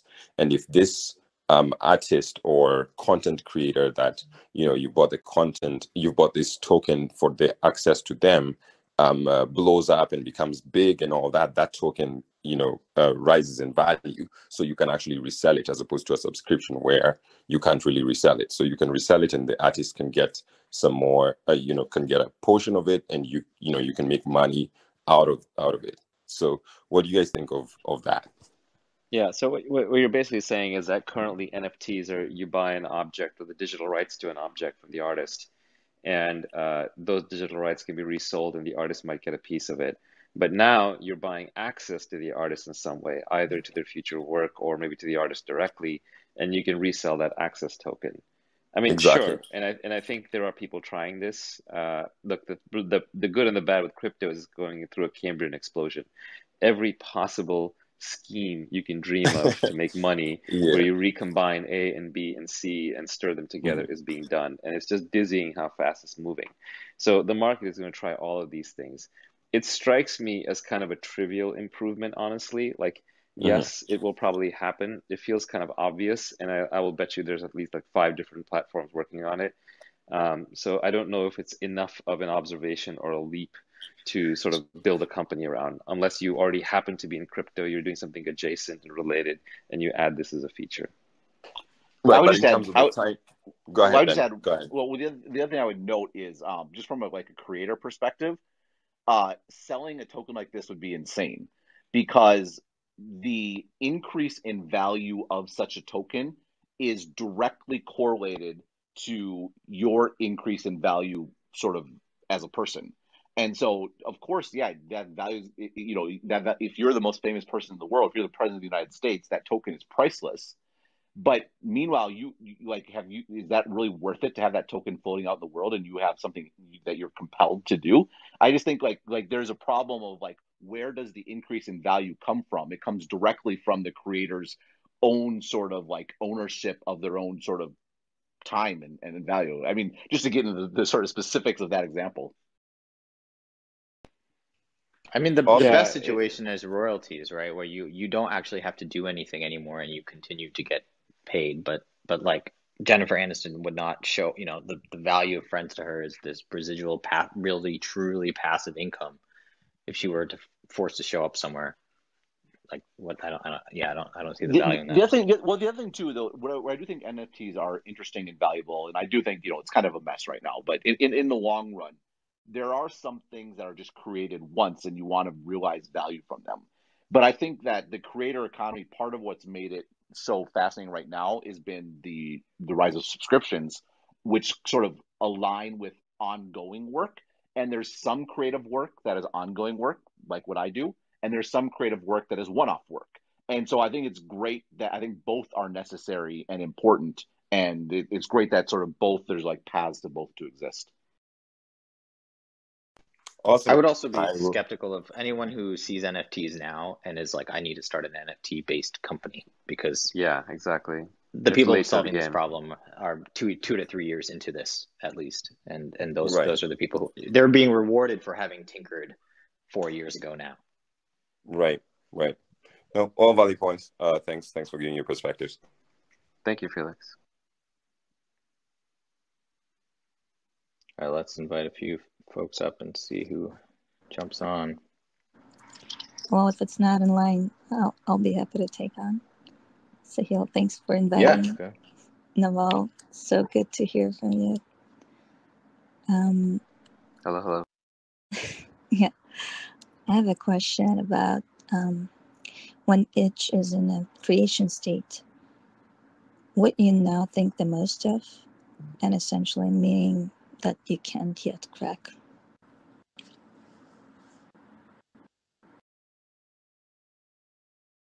I don't think I really heard the question. There's some background noise.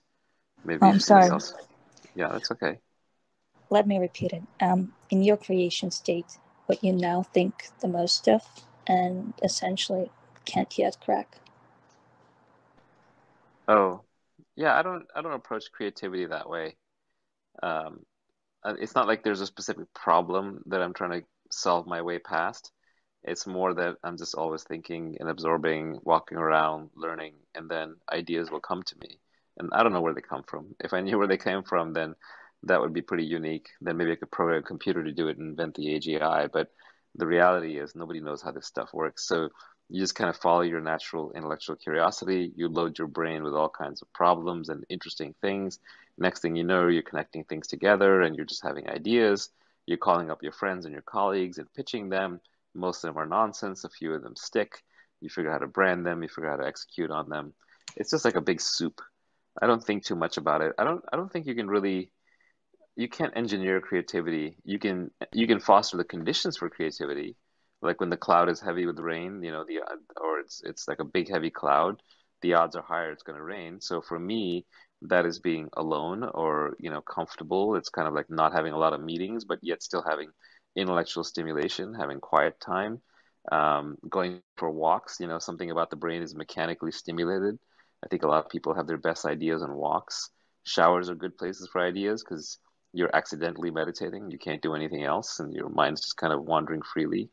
So I think there are positions you can put yourself in for creativity.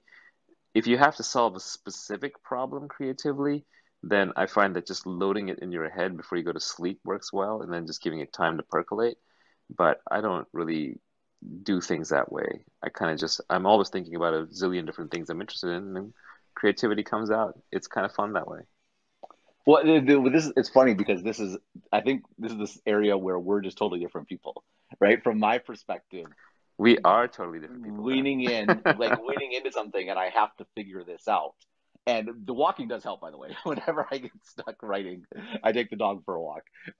But for me, it's like it's forcing myself into it. And for sure, the same thing with zone, same thing with flow, all those sorts of things. But just sort of if I just sort of let myself sit around and wander, no, it's like a consistent disciplined application of thinking that leads to sort of breakthroughs.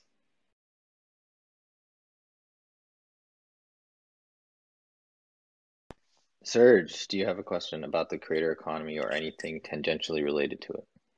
Yeah, I do. I have a couple questions. I make treasure hunts for a living, and I have to create on a daily basis. And I definitely come with some roadblocks.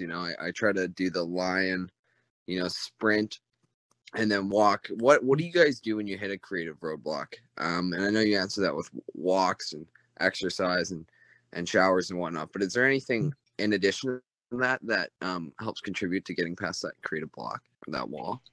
Honestly, meditation is really good for me, but you'd have to be a serious meditator, I think, for it to kind of work. I wouldn't pick up meditation just to solve creative blocks, but if you are a meditator, you can lean into it. Yeah, I've done a Vipassana and I meditate. I find that whenever I meditate, I try to meditate for 1 hour a day, and I just black out for an hour, and then somehow my day gets a lot better. But I find meditation does help. Yeah, I think this is one of those things that's, I think, probably different for every person, and this is an iterative learning that you get from being creative. This is a reason to always be working and trying to do new things, because you don't just figure out the stuff that you're working on. You also figure out like what are the hacks, what are the things that I can do that help me get this done, and so the iteration like pays off in all sorts of crazy ways, not just the actual like work itself. Yeah, and some creativity is a solitary act, like painting. You're going to do that on your own. But some of it is a group dynamic, like comedy. You're probably going to come up with better comedy skits if you have another friend to improv with. So in your case, what you're doing, it sounds like it may benefit from a thought partner or two that you're brainstorming with and kind of open-ended, just being creative with. Like, I don't know if you've ever seen that documentary, 6 Days. It's about the making of South Park. And it's really fascinating because like the two key guys, they do an episode of South Park from start to finish, from just like we have no idea what we're doing to shipping it to satellite production and distribution in 6 days flat. And the first 3 days were just spent brainstorming what's going to happen. And you can see through that creative process, if you watch that documentary, that it would have been impossible to pull off with just one person. So much of it is that riffing back and forth. So it depends on the creative act, but certain kinds of creativity, I think, almost require small groups. So you may want to consider getting a partner on, someone who thinks very differently than you, but is a good, like the kind of person who says yes and as opposed to no or but, and that you can just brainstorm with constantly. I mean, I think there's two ways to think about like discipline and actually doing things maybe that you don't want to do all the time. One is internally, and one is external. Like I think the internal one is your identity, like, and that generally just comes from having done it a bunch of times. It gives you the confidence to know that you can actually do it. You could go. Anyone listening can go for it. Almost anyone, I should say, can go for a 10-mile run tomorrow. But like most of us won't, except the people who have gone for a 10-mile run in the last few days. Right? And then the external one, I think, is environment. Like you just construct a sort of external environment that basically forces you to do the thing that you want to do, right? Like you have the 4 dailies, or you have, $10 a month, or whatever sort of constraint, or you have a company with employees that, expect you to be there. You just figure out, okay, what do I want to do? Okay, I want to paint. I want to do one plein air painting a day for an hour. Well, I can get a gym buddy for painting, like you just have to figure out like what works for you. And if you've done it a bunch of times, the only way to know what works for you is to have done it. And then often you kind of know what you need to do. And that really sucks, because then you kind of know that like you're just making up excuses to not do the actual work. Yeah, there's 2 other hacks you could try. One is Scott Adams has a footwear theory of motivation, where he says like if you want to go dancing, just put on your dancing shoes. That's the only thing you commit to. But once your dancing shoes are on, you'll follow through. Or if you want to go for a run, just put on your sneakers and go outside. but don't commit to actually running. But once you're in your running shoes and you're outside, you'll probably want to run. So you can kind of just do the first act that sort of puts you into the mood or the mindset or as a trigger. So you could try that. The other thing is you could do a form of structured procrastination, where if you don't feel like, let's say you're supposed to write today, journal, and you don't feel like journaling, then say, okay, today's my day, I'm going to do my taxes. This is my tax day. And you're going to sit down in front of your computer, do your tax, and you're going to hate it. And you're like, oh, shit, how do I avoid doing my taxes? Next thing you know, you're journaling or you're writing. So if it's like your second thing to do and there's something in front that you're supposed to do that you don't like even more, you might end up doing it. Yeah, for me with Gumroad, I knew I wanted to work on it for 5 years, and I knew it was gonna, I wanted to work on it 40 to 60 hours a week for that 5 year period. And so I raised money, and that solved that gave me the time, and it also gave me, like, I needed to do this now. I raised $1 million to solve this problem from these people. And this is, I'm going to be in this industry for a while, so like I better actually start, trying to turn that money into something more. And you hire people, and then hiring people, having a team, that's a great forcing function to be productive. I remember when you raised money. I think it was in Phil's Coffee we met on Van Ness. Yeah, Phil's Coffee. God, I remember you were just so young. I was like, oh my God, this guy's so young. And you were so cocky. Yeah, I think I was 18. I mean, I did have, you were so cocky. I wanted to build $1 billion company. Right. And you were like, and I was number 2 or as first employee at Pinterest, and I'm leaving to build $1 billion company, and it's all going really well. And I was like, oh my God, he's so cocky. It's amazing. Well, it's the rational optimist. I felt like such a loser. I was like, what the hell was I doing when I was 18? What were you doing when you were 18? How did you get into school? tech? I was in college like everybody else. I didn't have believe it or not, even though it looks harder, the younger generation is easier. You have more venues. When I got out of school, you either went to management consulting or investment banking, or you went to an MBA program or a PhD program. There was no like jump into tech and do startups and go to Y Combinator. Those options just didn't exist. Yeah, and I mean, from the outside, I did nothing until I was like 30. So, I mean, which I think is, I look back and I say, oh, I had all these amazing, interesting experiences living abroad and teaching English and stuff like that. But on the flip side, it's like, it quite literally is not too late, right? I mean, and you can, you can leverage that. So, Nidhi, do you have a question? Hi, yeah. So my question is about decentralized apps and NFTs. So I'm basically new. I've just started earning like 5 months back, and I've been researching about NFTs as well. So I'm also I create art online as well. So I tried putting out my art on all of these platforms like OpenSea, Rarible, and all of that. But I think at this stage, there are a lot of hurdles that come in the way. Like there are a lot of there's a lot of gas prices and whatnot. So I think. Is it because the NFTs are fairly new that there are all these hurdles, or what do you think will be the future of NFTs, and will it be much easier for a creator to actually put out their work there? And NFTs are not the panacea that I think all the artists hope it is. There's this groundswell of support for NFTs because people are like, well, this is how artists are finally going to get rich. And I'm sorry to say, I just don't think that's going to happen. Look, everything in the world is a non-fungible token. It's fungibility that's rare. Bitcoin is rare. Money is rare. The things that we've made fungible are largely man-made and rare. Although there's a thing in particle physics how particles are actually fungible. We won't get into that. But almost everything you see in the man-made world is a non-fungible token. There's just an infinite amount of art. So the question is, how do you stand out? And NFT is too broad of a term. It covers an item that I pick up in a game that is enforced scarcity. It could be a piece of land in the metaverse. It could be a domain in the domain name system. Those all have enforced scarcity. But the problem is when you get to something like just pure digital art, it does not have enforced scarcity. There's abundance. There's so much potential art out there. It's all going to be uploaded to these platforms. Every JPEG, every image, every video, every sculpture that you can imagine. So as soon as Beeple sold something for $69 million, and there are reasons to believe that that was not a completely legit sale, that there were some, other motives involved, then everyone comes in thinking, oh, my art's finally going to be worth something. No, your art is only going to be worth something to the effect that society has already come upon a consensus that your art is worth something. All NFTs do is give you a way to trade the digital representation of ownership of that art as opposed to the physical ownership of that art. So it is like an interesting innovation, but the vast, vast, vast, vast majority of art out there is not going to make any money on the NFT platforms. You still have to build a social consensus around your piece of art that then suddenly enough people believe that it has value that they will buy it or trade it or use it or own it because other people think it has value.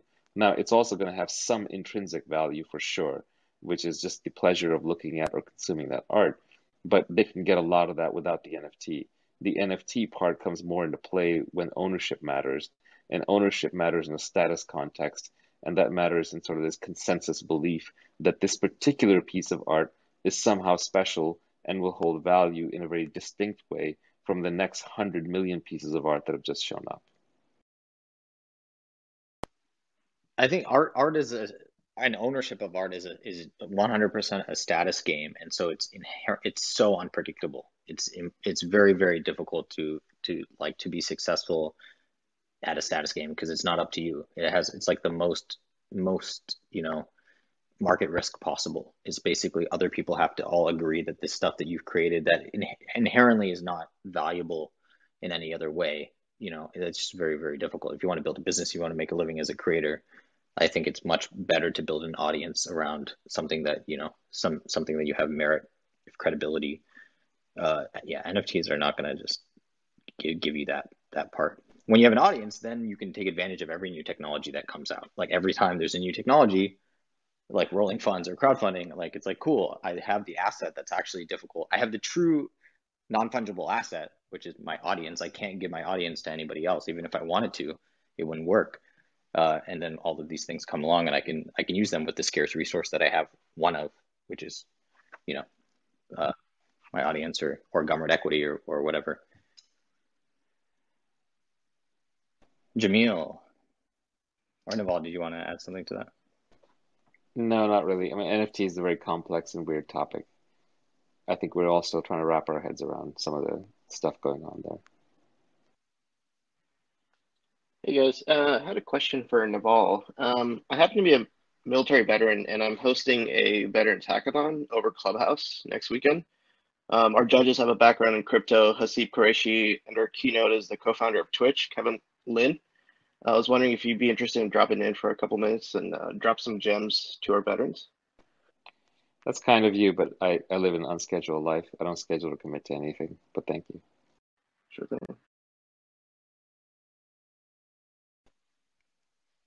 No more asks or anything like that, please. Oh, no, it's fine. I mean, my answer works on all of them. I've seen this movie before. I mean, look, these are all good causes, and I reserve the right to drop in any of them when they're happening if they're open, but I just don't want it sitting like a big turd on my calendar.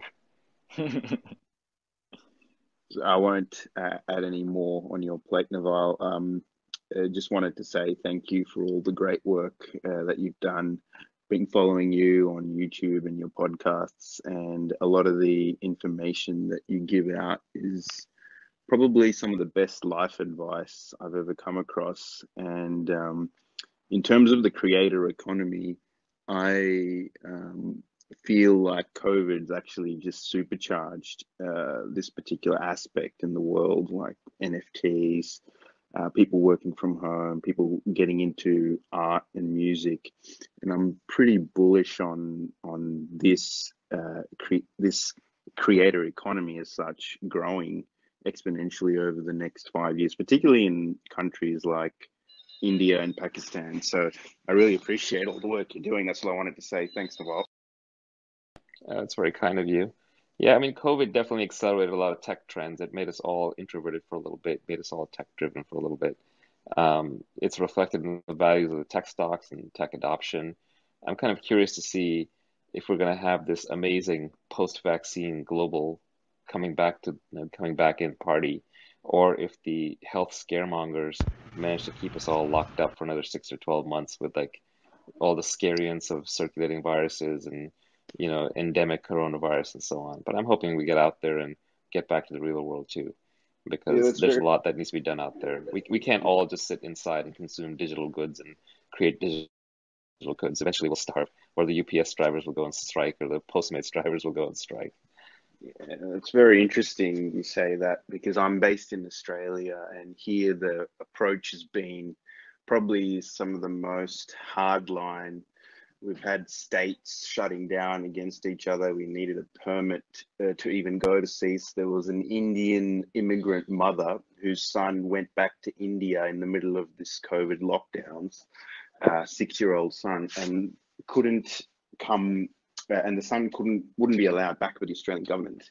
And the mum couldn't leave Australia because she was on a temporary visa, work visa, and if she left, then she feared that she'd never be able to immigrate into this country permanently. So that's some of the, I guess, Australia's in crazy. a weird position. Yeah, Australia's in a weird position because if you're a small island, you can just keep COVID out, as New Zealand and Taiwan and other people have demonstrated. And if you're a large country, you basically can't. It's just too hard because the borders are too large and there's too many people involved. And Australia's kind of right in the middle. It's just large enough that it'll have problems controlling a strain that breaks out internally, but it's just small enough that it potentially could. And it's an island, but it's also a continent. So I think Australia can kind of live this schizophrenic life of trying to be New Zealand or of accepting that it's Britain or the United States. This tough spot. That's pretty funny. Yeah, I mean, I don't know. Jadira, well, let's give everyone some time. Jadira, do you have a question? Yeah. Thanks again. Thanks for inviting me up.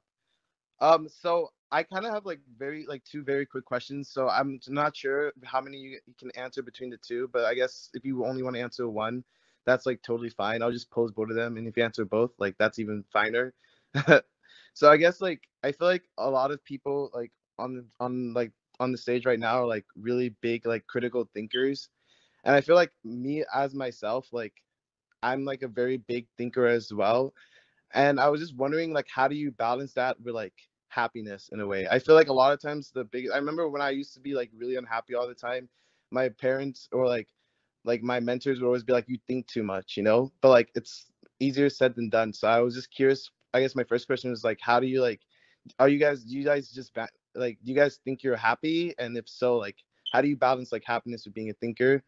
And then my second question, which I don't know why my head just went blank on it, but yeah. You're thinking too big. Yeah. Look, intelligence plus experience equals wisdom. Not necessarily true, but play with that idea.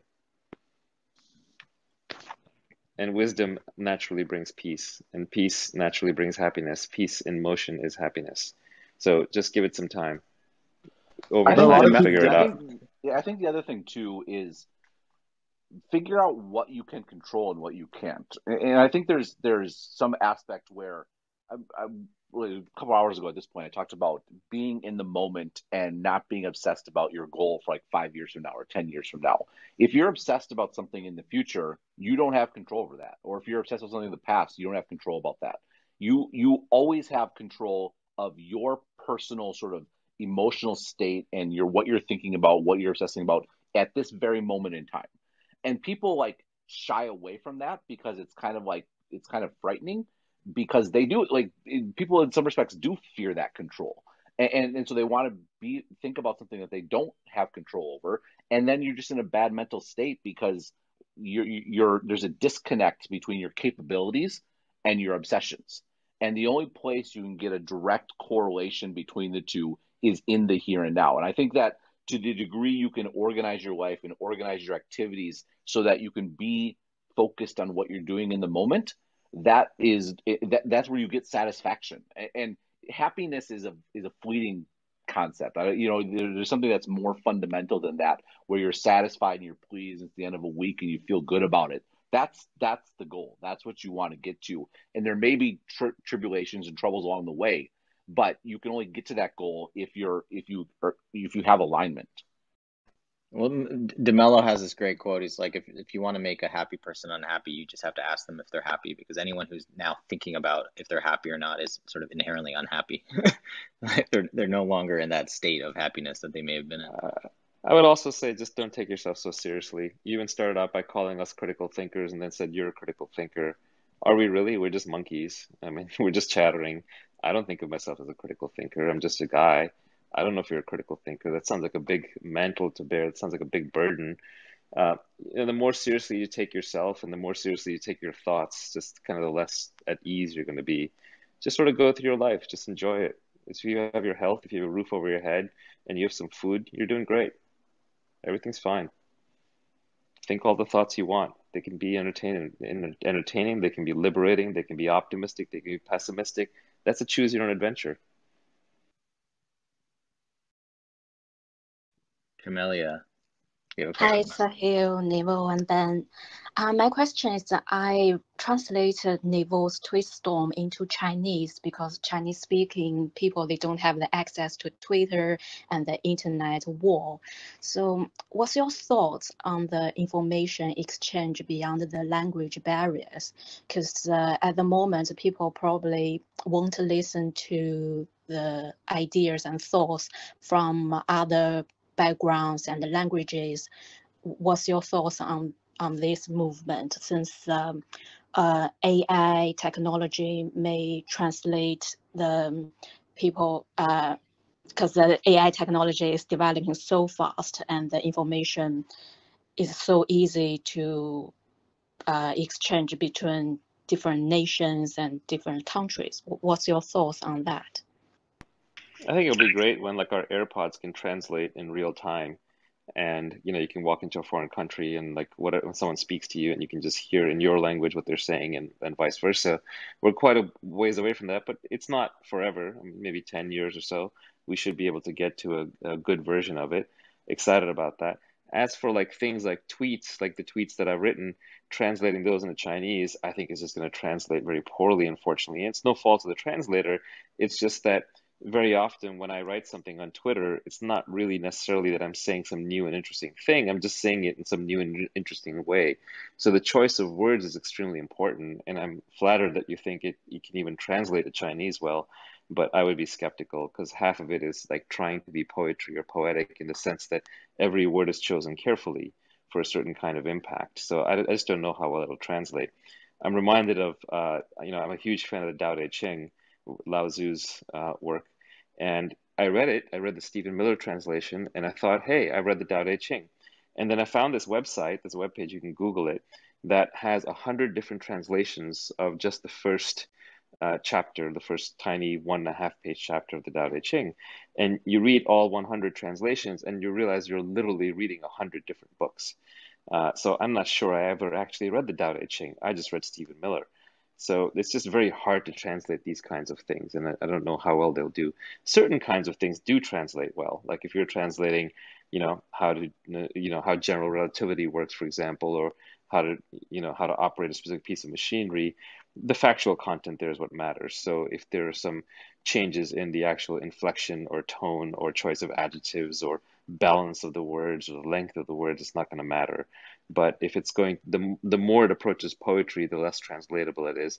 And I don't mean this as a bragging thing. I just mean it's the nature of Twitter, where every word counts. So you're forced to choose very few words. So it ends up looking more like fortune cookie work or haiku or what have you. And so it just doesn't translate that well. But it's nice of you to do it, to get it across. I really do appreciate that. Thank you. I just feel like it's probably based on the individual, because I read a lot of Tao Te Ching and other philosophies and ancient books. So I kind of get the meaning of what you want to try to say. But I'm not that brag my skill, but I do feel like we still need the human translation rather than AI or I machine agree. translate. No, Yeah. I agree. What people are going to be reading is Naval and Camellia combo, and not the Naval stuff. But that's fine. I mean, it's however the message gets across. It's interesting, right? It'll be interesting to see how it spreads. Like when people read the Bible today, I don't think they're actually reading the Bible. They're reading lots and lots of interpretations and connections and photocopies and mixes and different agendas all kind of put together. They're just reading a different thing. But that doesn't mean it shouldn't be read. It's still interesting. It's just a different thing. I would guess that like the transcripts from my podcast and How to Get Rich are going to probably translate a little bit better than the tweet storm. But by all means, give it a shot. I think it's great that you tried. And look, at the end of the day, a lot of these things I write for myself. So even as a translator, if you translate it yourself, you're going to absorb the principles better than most, and you may be able to apply them to your own life if they're helpful. Definitely. Thank you so much. Guys, Homer. how are you? So I have a question. So the whole creator economy is like really about individualism, and like, you know, it's also true for NFTs. So my question is like, how are you thinking about like more of a collective value, right? Like if you're thinking about NFTs, and earlier Naval mentioned that you know, artists are looking to get rich right now with NFTs and stuff like that, but like vast majority of them won't. And like it's known that like, you know, in the artist community and generally there's a lot of like thoughts about kind of like socialism, things that are more collaborative. Like what are these like the collaborative aspects and like the collaboration aspects with this kind of new world of creators, money, collaboration and stuff like that? That's kind of my question. I think one thing, someone did send me a message during this conversation noting that it's not a Clubhouse room unless there's a mention of NFTs. And I think that there is an aspect here where talking about NFTs in the context of creation is like talking about credit cards. And it's like, what, I'm not sure, like, yeah, okay, I can understand credit cards are great. My personal business runs on credit cards, but that's not what my business is about. That's sort of like a means to an end. Like what the creative economy is about your audience, and it's about your fans. And to the extent that an NFT is a way to monetize that connection, great. It's the same as a credit card in that perspective. But I think that is something that, you know, the creative economy, the means don't matter. It's the connection between the creator and their fans. And that creator, of course, could be multiple people. It could be a collective. Like there's lots of ways to be creative. But at the end of the day, the big picture is about that connection, and everything sort of flows from that. I'm unfortunately going to need to bounce soon, so I've got maybe one or two more questions in me, then I got to go. Sounds good. Yeah, we can end with Can Riley and then I Toro. ask technical question? You can ask your question after Riley. Riley, do you have a question? Yeah, I do. No, way off topic, but Naval, could you elaborate on the similarities between Buddhism and simulation? If not, could you tweet it or blog it at some point, maybe? Thank you. You know, I used to have this framework in my head, and I've forgotten most of it, but just to give you some, you know, concepts, like in Buddhism, it's basically the idea is that we're all kind of one unified awareness. It's non-duality, and we sort of are separated into these individual pieces for entertainment value. So the same way you could argue in simulation theory that there's sort of like one program that's running, and we're all just individual programs within that. In a simulation like a game, you would have multiple lives, multiple characters. You know, you could just like continue the game. That would be similar to having multiple lives in Buddhism. I had a bunch of others. I had the whole framework written out at one point, but I never tweeted it because it's so esoteric and so bizarre. And I think simulation theory is just religion by another name. It's like unfalsifiable anyway, and it's not really going to change your life because you just replace God with the concept of a programmer who's, you know, equally opaque. So I just don't find it that fruitful of a line to pursue. But there's also, for example, in Buddhism, there's this concept of awakening where you awaken from the game and you get enlightened, and then you realize everything is sort of meaningless and you don't care anymore. The same way in a game, if you get a cheat code and you sort of win the game, or if you just decide you don't want to play the game anymore because you have the cheat code or you're tired of the game, then as a game character, you're kind of done and the game becomes uninteresting. So there's a bunch of different parallels. It's not quite a one-to-one mapping. This is an analogy, obviously not like an isomorphism, but it's just fun to think about. It's one of those late night philosophical musings that I think will just confuse most people. But thanks for asking. I'm glad somebody cares. If you're interested in this topic, by the way, I would direct you to Jed McKenna. Just read everything Jed McKenna ever wrote, and you're going to get your fill on this stuff. Toro, time for your technical question. Yeah, hi guys, hi Sahil, hi Naval, hi Ben. So I would like to ask something. So when I was working on a product or music or a book or something like that, I was always find a way to deliver in doing your right, categorizing the stuff or subtasking stuff, and it's easier to deliver that product when you ask right questions or do them in right tasking. But in this logic, I lack creativity. What's the solution of that?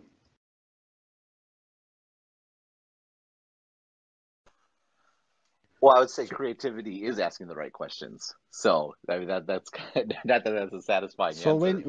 when you put the subtasks, when you do that subtask that you haven't known before, you using your rationality, right?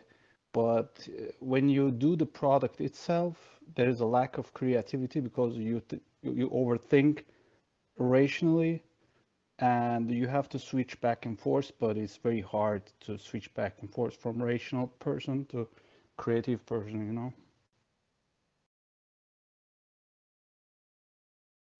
Ben, do you split up the work? Like, do you have a part where you're kind of like the creative person and you do the creative part? Maybe that's the writing phase or the ideation phase, and then there's the editing, which is maybe more kind of scientific. Or how do you think? Is there like that two-step process, or is it just one I mean, thing to you? no, it's kind of hard to answer without sounding like, I mean, the reality is that I've been sort of thinking about tech and how stuff fits together for like 20 years now, right? And so when I write something out, it's because it's a fully formed sort of thought in my head. So the a lot of the pushing around, the dog walking is forming that thought. And it's like it's no different than coding, right? Where you have to sort of construct the logic in your head, and then the actual typing out of words is a very small part of, or functions is a very small part of the job. It's just substantiating the structure in your head. For me, writing an essay is no different. I have to form that structure and then put it out. And then actually my editing is actually it's just copy editing. But that works for me. I'm not saying I don't know that's generalizable to other folks. That's just how it works from my perspective. Naval, do you have multiple steps, or it feels like atomic for you? Like you just produce and Yeah, press it. we're startup guys, so we do a lot of jobs. So most of them are creative side. You have to deliver something beautiful, something creative, something different. On other side, you have to deliver that product. You have to be rational, and you have to have certain tasks, and you have to subtask them too. So divide the job. So when you switch back and forth to creative person to rational person, it's very hard, you know. It's not so easy, you know. Yeah, I don't really think of creativity as a group process. I have a hard time being creative with groups. And for me personally, um, because I kind of honed my teeth on Twitter over the last few years, although I've sort of stopped doing it. I probably should get back into it, but I'm just not inspired these days on it. Twitter forces you to go under 280 characters, and originally under 140. That used to be the real art, getting under 140 characters. And when you hone something to under 140 characters, it builds kind of a Lego block. It's a building block that you can then use for your thought patterns later. So a lot of what I get credit for these days is just me reassembling my own tweets as Lego blocks into new structures on the fly. But that's the beauty of having very short maxims, aphorisms, and axioms. Kat, you're bringing us home with the last question. Thank you so much for bringing me up. Hi, everybody. Naval, I initially learned about you through the Joe Rogan podcast. And from then on, I just followed your interviews and podcasts, and it's been really great for me to just like learn about and follow a lot of things that you said, specifically in this culture of hustling and everyone just putting a lot of pressure on us, and just have someone that, you know, talks about mindfulness and meditation and the importance of like being alone and spending some time together. And it's not about working too hard. It's been really, really helpful for me personally, and about reading the books too, you know, help me, like, you don't have to constantly read one book like from the beginning to the end, and sometimes we get stuck. So you brought up a really good point. Thank you so much. I just have a question, which is kind of, I needed an advice from you guys. It's regarding an idea that I have for a phone application. I don't have any background in UX UI design or coding at all. I talked to a few people that are kind of in the industry, and kind of verified it that it's pretty much not a bad idea. And my initial step was to just basically little money, kind of get it out there. Because for me initially it was just to get this idea out of my head. And when I talk to my friends who are in especially the design UX UI game, what I got is that I'm being bombarded with all this idea that if it's a good idea or not bad, you don't want to put less money in it and have a very amateur, not a good design, and then whatever coding, because initially your product's going to be out there and it's really not going to be worth anything because it's not going to be good. So you really need to have a very good designer do it. And someone offered me to do it, but they wanted to share in it. And I'm pretty much very confused because I don't even understand why would they, like, how do they know it's going to be even something that they initially want to share in it? And then they're talking like big money, like 50K, 60K to get the coding done and all that. And I was just confused because my initial thing was just a little money, maybe, like, I have friends abroad, they could do it for me. Maybe Yeah, with can you 10K. hurry up with the question? Sorry, because I do want to No, see. I think I get the gist of it. Sorry, So, Kat, I'm no, getting no, all it's over the okay. It's all right. It's fine. It's fine. So thank you for the kind words. I would look, I could be nice to you and make you feel good and kind of give you the wrong answer, or I can save you the time in the future and the pain and give you what I think is the right answer. So I'm not a pull punches kind of person, so I'm just going to give you what I think is the right answer. Startups are the Olympics of technology. You're getting the absolute best and brightest people in the world who've been training their entire lives, just like Olympic athletes, and they moved to Silicon Valley and they dedicated their lives to their craft and they work day and night. And these are some of the smartest people in the world, and they build apps and they compete on a winner-take-all playing field where the number one wins everything, the number two gets like a little something, and the number three just completely loses. So you don't show up in the app game to build any kind of a serious app unless you're going all in with an A-class team. And so that is the formidable structure of this industry, because the winning solution can literally make $1 billion. And because of that, there's no room for the second place and there's no room for half-hearted efforts. So even $50,000 is not going to get you a great app. If you're passionate about a great app, if you have an app idea that you really care about and you want to see this thing succeed, you're going to need the best people in the world to work with you. And those people are often working on their own projects, and they're often not even hireable. No amount of money can hire them. They have to come on as co-founders. They have to be just as passionate as you, and they have to be incredibly skilled. And why would they want to work with you? Even ideas are not that rare. Ideas are actually quite common.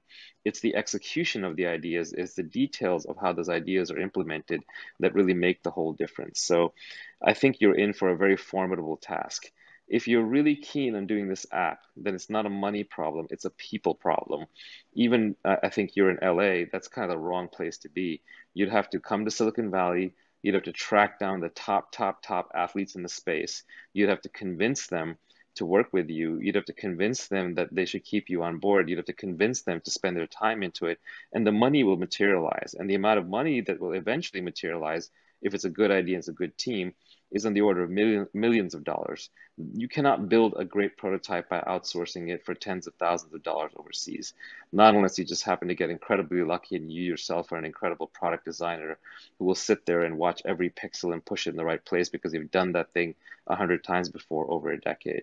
So unfortunately, this is not a game for amateurs. And I don't say that to dissuade you or to discourage you or to make you feel bad. I'm trying to state it factually. One way to think about it is when people say, I have an idea, do you have a tech team to do it? It's kind of like someone saying, it's like if I were to say, I have an idea for a book, do you have an author? Do you have someone to write it? The value is in the writing, the difficulty is in the creation, and every detail in that creation matters a lot. So you've picked yourself a big task. I think what you may be better off doing is trying to find out first is if there's anyone else who's already done this or is doing it or is close to it. You have to find the best team possible that might be working on it, and then you somehow have to persuade them to involve you. But it's a difficult task. The idea alone is 1% of it, I'm afraid. Thank you so much. I've got a lot of baseless ideas. This was actually perfect. I'm grateful for it. Thank you so much. Thank you.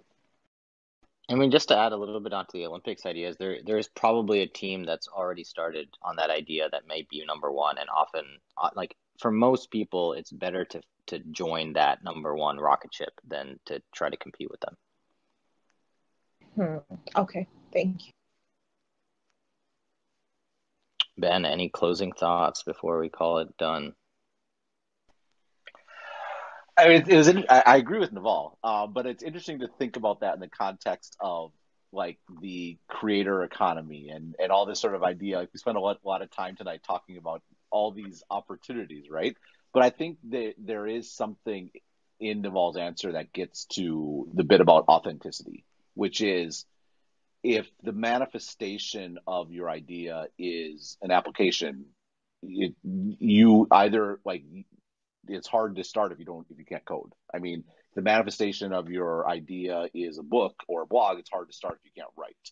And this is, I think, an opportunity, particularly when you're younger, to develop skills, to develop capabilities, so that when you have the idea, you can take advantage of it. And that doesn't mean you're doomed if you don't. There are other ways to sort of work around it, maybe join up with folks, but it does get harder.